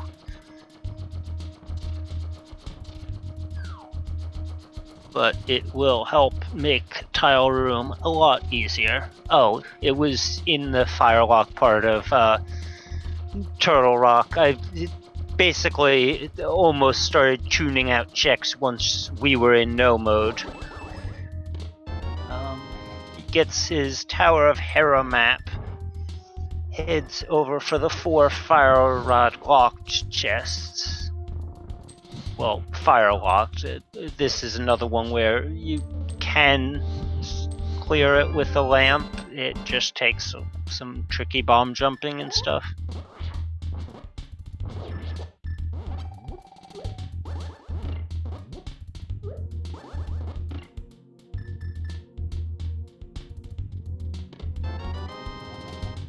Compass of Eastern, 3 bombs, Piece of Heart, 3 more bombs. He's saving and quitting.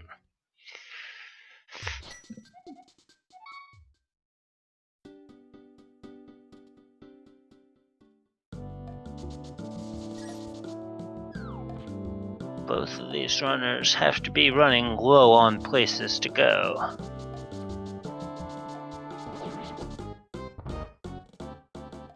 GFE is heading through the connector that leads to Dark Death Mountain, but that's not high enough up on the mountain. This was a dungeon. Is he? Yeah, that's right. He went into Pod and completed it with only 2 of the small keys and used one for the front door. So he pretty much still has like a lot of Pod left to him. He's going to check the vanilla big key chest. Flippers were in the second chest of Aga Tower. And you're not really going there for a full Aga play. He's going to save Scum, so now he knows that that's not required. He's going to use his 2 keys to get to Harmless Hellway, and then bomb jump at the hammer location to get the last remaining chest. So he will be able to see all of the chests in Pod. They will not help him. Yes, and not only is it awful that you had to go into Aga Tower like that, but if you were thinking that maybe that drop down, the lumberjack drop down there, which does have an item, it's the magic bat, is it, and wanted to wait until you had both small keys, you can't do that. The second small key was in Swamp Palace. You absolutely have to go in with only 1 key to get to that chest that requires 1 key to get to. And down goes Toplife stream again, and what a shame, because he was on the Ganon's Tower Ascent, which means he is heading for his go mode item. Well, actually no, because he if I remember correctly, that cane is locking. Oh wait, oh no, that's right. He also has to go back to. He has to go and pick up the last remaining pendant, because Lenmolus, our one remaining pendant boss, is holding on to the fire rod.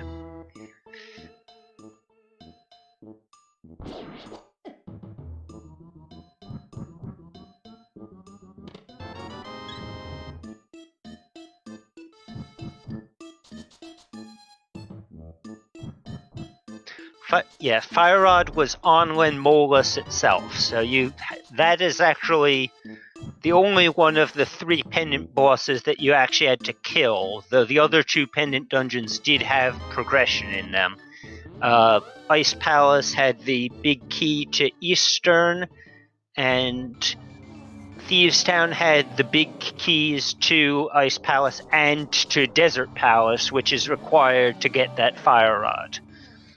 So yeah, you really basically needed to at least go into all dungeons. Aga 1 you absolutely don't have to beat, because it's tough to say, but yes, GFE is probably getting close to his location. Oh no, he was thinking, where do I want to go? Where he wants to go is he needs to get over to West Death Mountain and just take that portal, the vanilla, the one that you normally use to get to Tower of Hera in the vanilla game.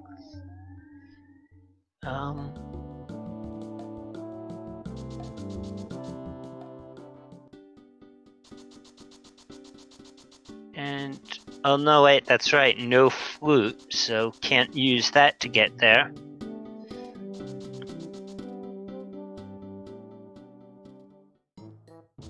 And he's going into desert. I think this is the connector he needs, or one of the connectors he needs.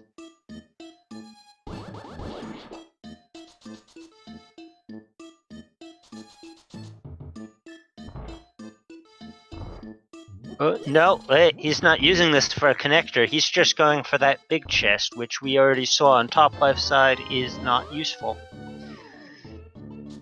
Oh, but yeah, no, he is using this connector. And we see Top Life in the Aga 2 fight, or no, wait, this is the feed is stuttering for me again. I'm going to refresh it.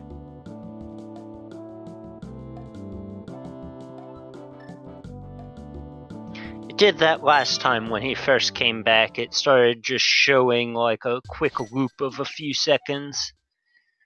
But oh no, okay, he is indeed still in that fight. So we have Top Life back. He's about to pick up his cane of Samaria.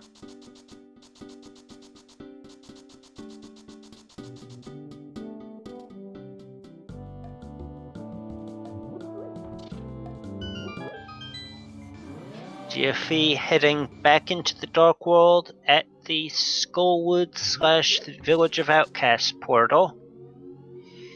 Top Life getting the news that Uncle had the red cane. That'll open up Misery Mire for him, and that's probably where he'd head next because it is a completable crystal dungeon.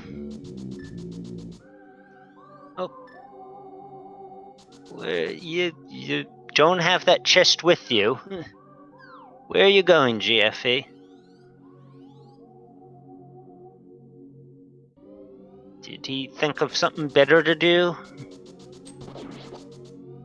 Oh, is this is some sort of glitch where it's still with him?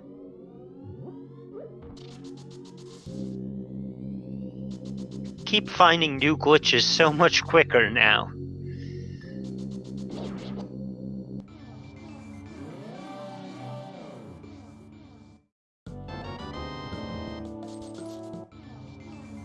So weird.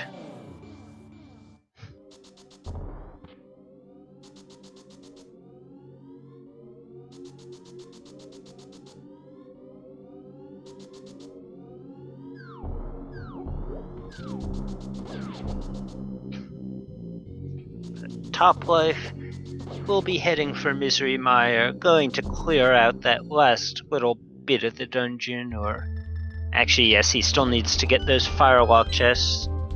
GFE is really like struggling, trying to think where this Flippers could possibly be. He is heading back into Ice Palace just for the big chest.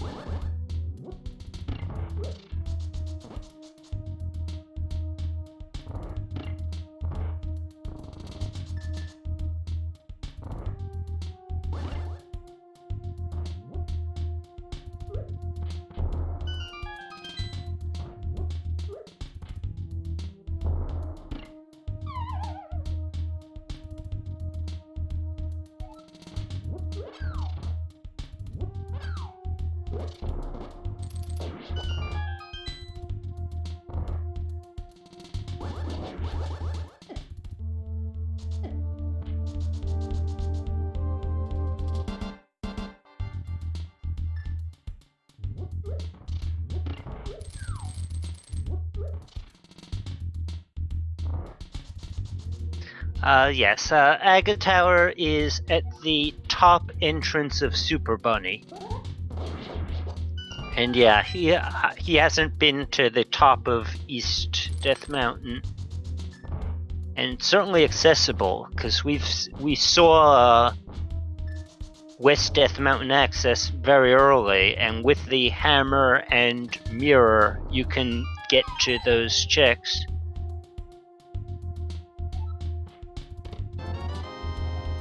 sees the Skullwood small key in the big chest. He's out of there. Topplife picking up his butter sword. Probably going to be at least somewhat happy about that, but would have been a lot happier if it was the fire rod.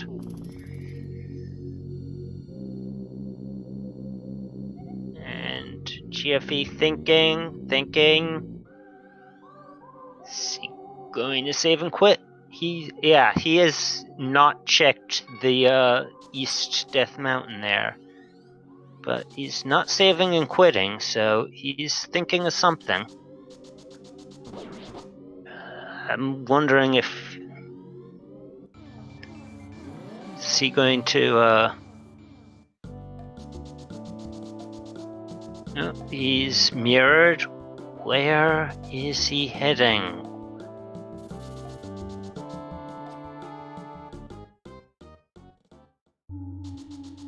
Oh, I think, this was the connector that first took them up to Death Mountain. I think he is heading in the right direction.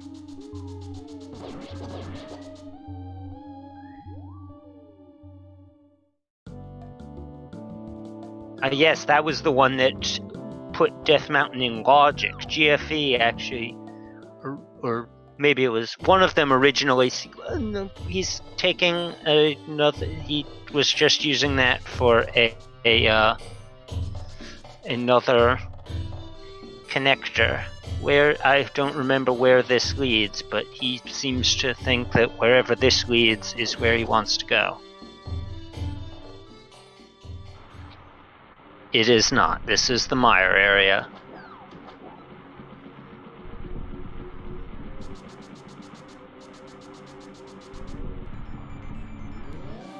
Oh, he didn't even check the checkerboard. Oh, right, because they didn't have gloves when they were first in this area. And he's probably going to then check Vanilla Mire entrance while he's here, because that's still a new entrance for him.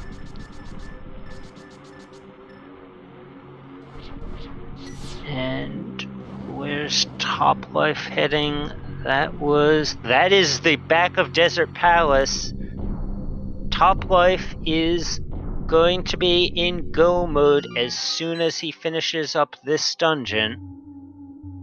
GFE finds another connector that is going to take him right back, loop him around.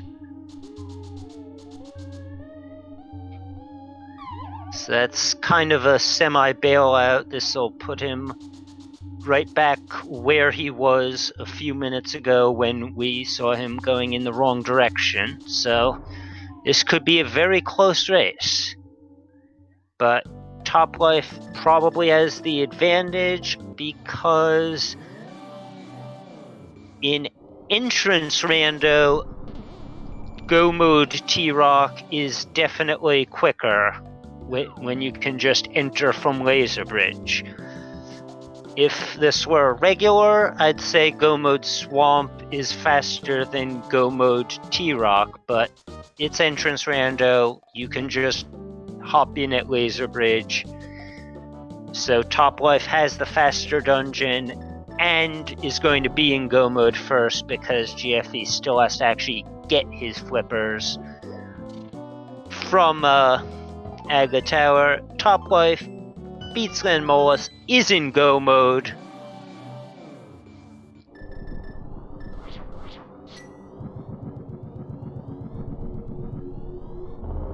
Yes, Topplife finished Mire right before heading to Desert. It was very quick. I mean, with silver arrows. I mean, the Firelock chest was also where he picked up his butter sword, so he was definitely in there.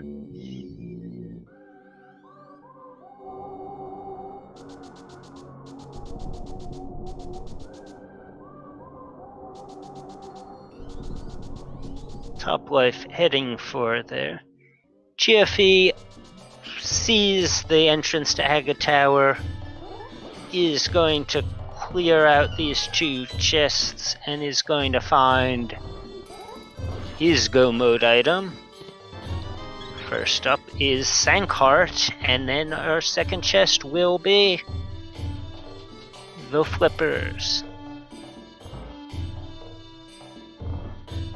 Oh, and Toplife's stream is struggling yet again. But GFE has his go mode.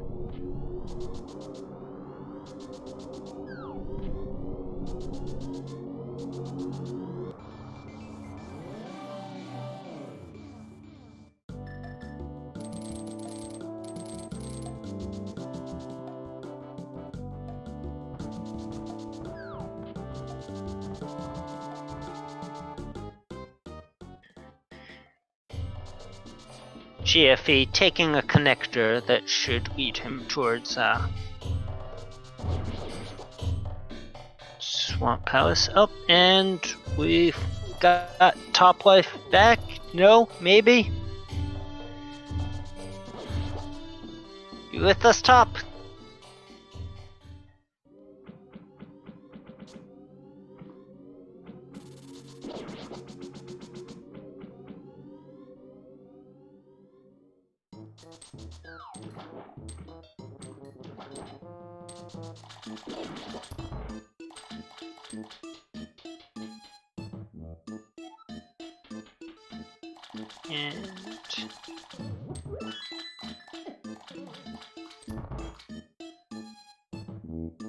And we do not have Toplife stream.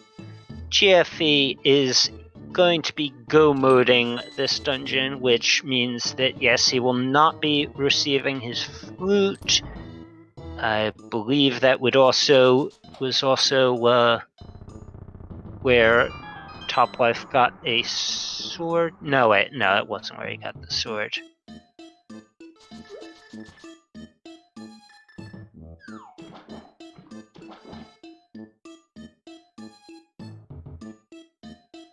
Okay, I'm being told that watching Toplife stream directly, we are getting slideshow %, but because the frame rate is so low, my restream can't even see it.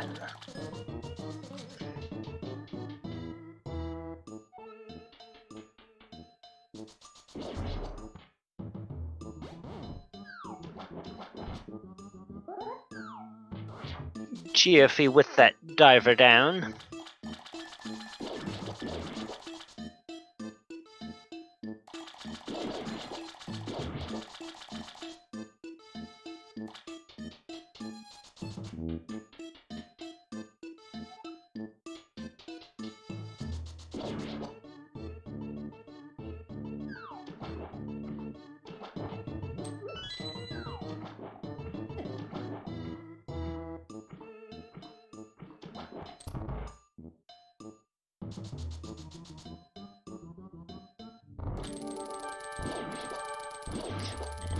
GFE into his Argus fight, but guessing based on how long it's been since, yep, we just got the word, Toplife has finished in first place with a time of 2 hours, 27 minutes, and 47 seconds. GG.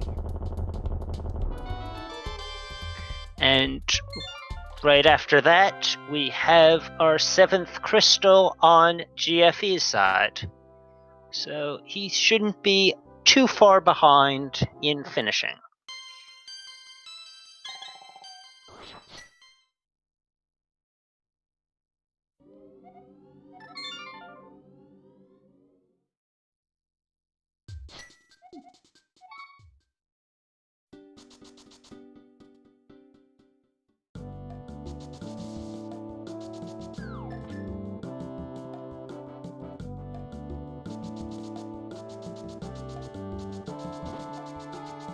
Hello.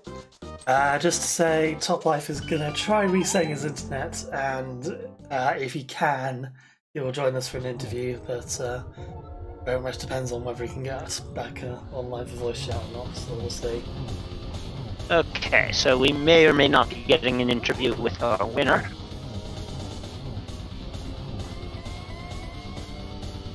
But we've got GFE in the Ganon fight. He's using Cape Strats.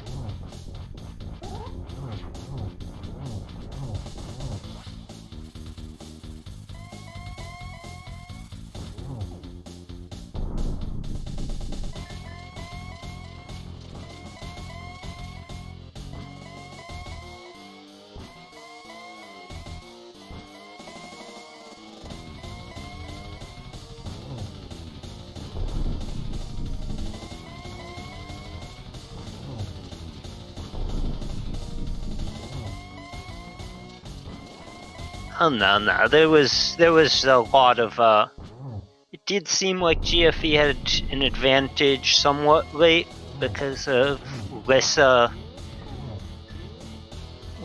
tricky checks. I mean, we still had the GT climb and the Desert Palace pendant, but I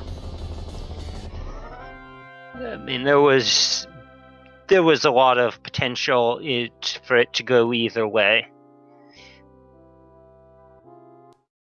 And GFE finishes in second place with a time of 2 hours, 30 minutes, 35 seconds. That is less than a 3-minute difference. So GG to GFE.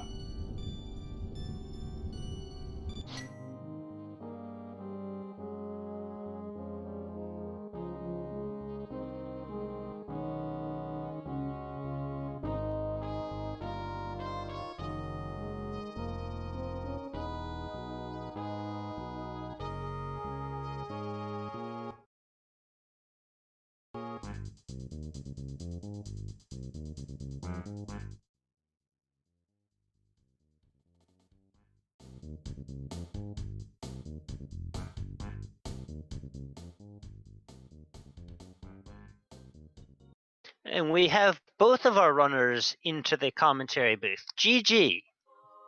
GG. Yeah, it's yeah, there were a couple of times that we kind of lost your feed there, Toplife. So there was, for part of the race, we were like, wait, where did he find that? But yeah, and great match, you two. This was a very trolly seed. I mean, you did almost an all dungeon seed there. I mean, you did have to dip all of the non-required dungeons, and actually did have to beat 2 of the 5 non-crystal bosses there, with both Agatu and Glenmolus locking something important. So yeah. Oh. Yeah, GG's Top Life. I don't know for sure, but was your go mode Fire Rod or Flippers? Oh, it was Fire Rod. Like I Yep, found the lamp after I figured. found Desert Picky. So Yeah, I had Fire Rod first. yeah, if I had the lamp there and I found the Desert Picky, I would have just killed it straight away. But I didn't. So it was almost my last location. Oh Yeah, yeah, yeah. Go on. If I had focused on location checks, looking for Aga Tower, because I knew that was still out there with 2 items, then I would have definitely been right there, maybe ahead. Instead, I focused on all the item checks I knew I had left, such as Purple Chest, Ice Palace Big Chest, Harrow Basement, Right Side GT, Firelock T-Rock, all that stuff. Yeah. Yeah, there was a lot of stuff I did which wasn't necessary at all, so... I wanted to climb GT too, but I didn't have the lamp, so lamp was almost one of my last logic check left. Yeah, I was planning on climbing if I found the fire source on the left side. When I finally went back, I kind of put GT off for a while. But I also couldn't climb the second time I was in there. Yeah, that's right. That lamp was kind of an underrated. Wouldn't necessarily say trolley item, but I mean, I guess when chat was asking where you had gotten the lamp, I was like, I seem to remember it was like not really that bad a location, but it was kind of a weird one. And then when Toplife did get it, I'm like, yes, that's right. It was the Smith, which is always kind of like a weird location. Yeah, you needed to dip into GT first, which I put off for too long. And then yes, that's right. Well, yeah, you came back from your first outage and you had the Titan's mitts and had like a couple of big keys that we hadn't seen, and we're like, where did all of this stuff come from? But did you by chance find flute? I assume it was in swamp. Yeah, I found the flute. Where was it? Yes, Swamp Palace Big Chest. Okay. Yeah, since flippers were my go mode. I knew that had to be there. Nah, yeah, probably not. It was a pretty late check for Toplife as well, but not quite go mode. I'm just glad to see that the time difference at least was enough to where my bathroom break didn't make me lose. Oh, yeah, that's what that, yeah. That's what happened after pod, yeah. Yeah, we'd been wondering. Okay. So, it was probably a minute closer if I hadn't have done that, but Top still had me. So we both had issues then. Like my internet issues really set me off. Like I tried to reset and then I forgot to move for a little bit, and my internet refused to reset, so I was kind of annoyed there. And it was like 10 minutes where I kind of just was autopilot and didn't really think much ahead. Yeah, well, I mean, you definitely did get a lot done during that first outage, but yeah, this race required big keys in both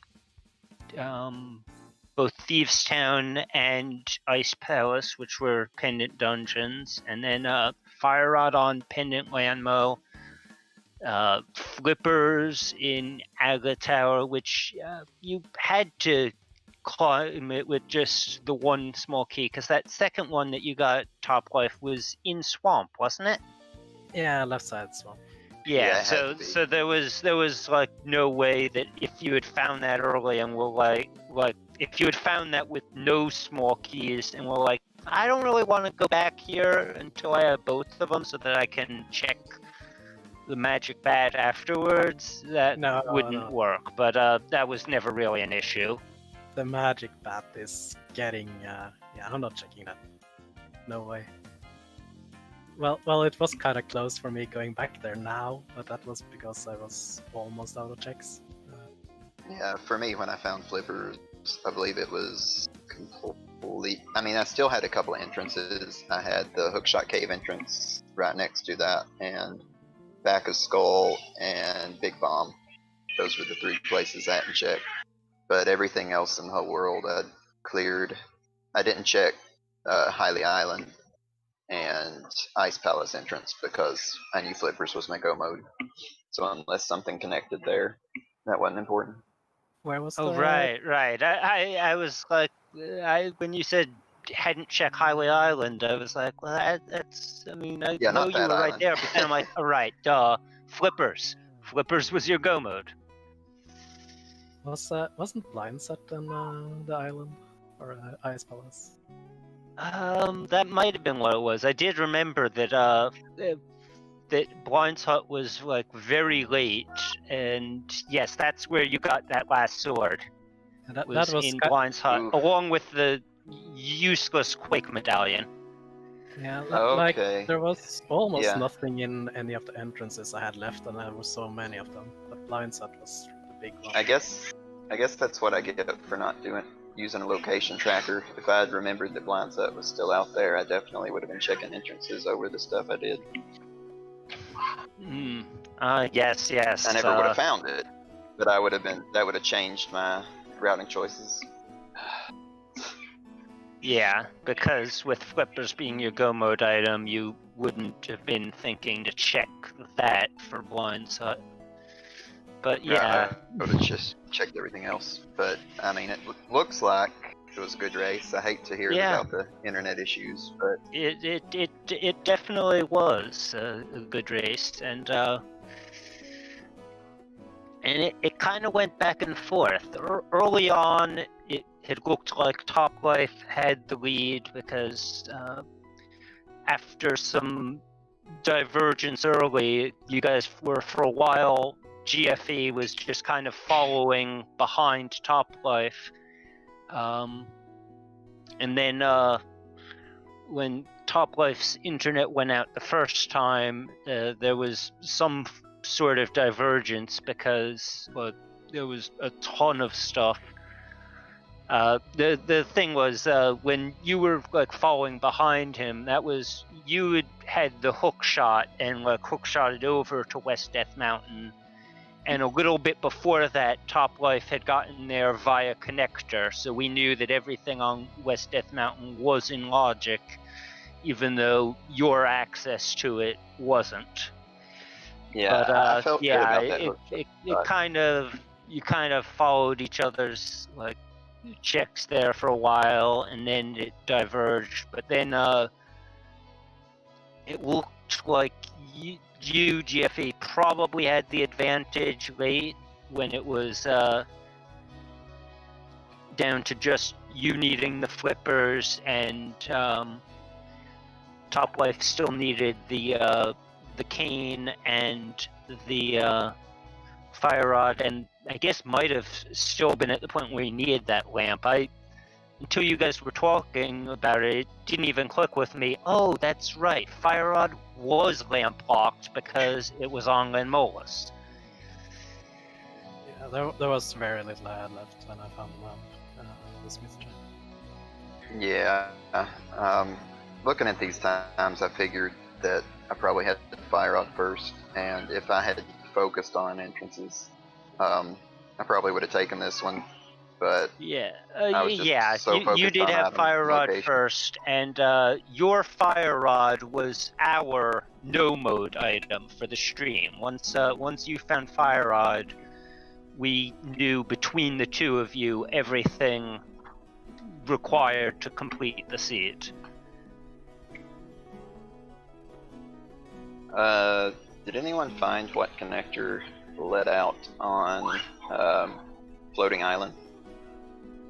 Yeah, I don't remember which one it was, but I know it's either like the Turtle Rock Fairy Cave or the Dark Descent Cave. Okay. Yeah, I figured it was one of the dark connectors because I never actually went to check those. If I'd come out there, I would have found Aga Tower a lot sooner. Yeah, I just put off checking the top of Death Mountain, or Dark Death Mountain, and hoping I'd find that connector. Yeah, one of those should lead the Bumper Cave exit, and the other should be on the Floating Island. Oh, yeah, that's right. With Floating Island still out there, I guess that does disincentivize checking the top of Dark Death Mountain, because you could always just find that, and kind of makes it harder to route around the because you have to take connectors to get up there. I kind of see the I had the opportunity to go up there very early. I just didn't want to because I wanted to find a connector up there so I could just check the island with it. But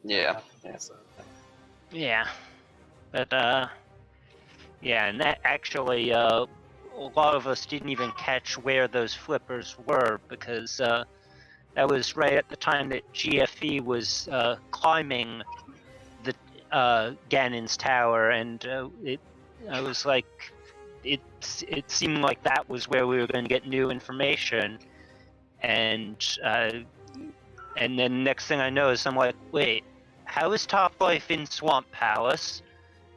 Where were those flippers? And we figured out pretty quickly that it was Aga Tower. Yeah, sorry about the internet issues. I know this can happen with me. Yeah, but that wasn't even in an internet issue. That was just there's only one commentator, and GFE's side looked like it was more likely to show us something important. And it did, because right after that, GFE picked up his Cane of Samaria from Uncle, but I was kind of like, I was paying attention to that side and just kind of missed, oh, we found flippers. But yeah, on both sides, there was like a lot of last locationing. I mean, even in the early game, I was like not really sure where we were going to get our progression, and then you guys found that connector to the mire area where you could mirror for that moon pearl. And I think Topplife was the one that got there first, but yeah, we were starting to run out of checks even way back then. This was just a this was a last location type of seed. Yeah, it was a little special though, because I found all the dungeons. I kind of had all the keys I almost needed. Then I'm looking at my items, and it was, well, I kind of don't have any items. Yeah, I mean, it felt like I had all the keys and thought I needed forever, except obviously Desert Big Key ended up being necessary, but item-wise, it was just a little item poor for a long time. Oh, yeah, what Topplife said about dungeons, yeah. Other than Aga Tower, I think Ice Palace was the last dungeon that we found, and GFE's completing Ice Palace was the first boss clear that we saw, although based on Topplife had already lost internet, so he might have completed Hera before GFE completed Ice, but yeah, the last of our major dungeons to be found was the first to be completed, so that kind of, although actually Topplife, you were the one that found Ice first, but decided not to go in there with the even with the Bombos medallion and hammer making it completable, and turned out to be the right decision, sort of, since it was a pendant dungeon, although it did have a Crystal Dungeon's big key in it. Yeah, I was looking at my items, and as soon as I used the Bombos in Ice Palace, I kind of regret my choice. It was like a 50-50 chance for a pendant at that point, and it was really easy to come back to when I had a hammer and a glove. It's a good. Oh, yeah, that's a good point. That's another one of those things that you don't even think you need a glove for that. I completely missed on the fact that, yeah, you need a glove for Ice Palace. Well, I had a glove. You did have the glove, yeah. Oh, yeah, okay, yeah. But it's more the easiness of coming back to, and two of the items. It's not exactly the easiest dungeon, and yeah, as you said, it could have been a pendant, and it was a pendant, but you did end up not necessarily needing to clear it, but you did need to dip that for that Eastern Big Key.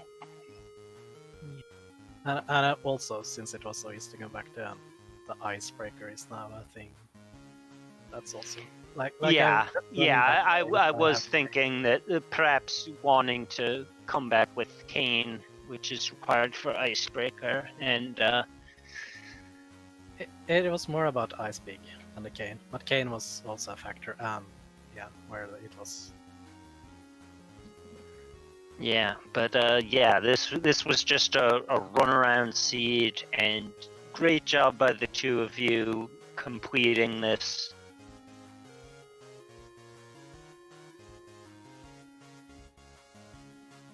Well, thank you guys. I'm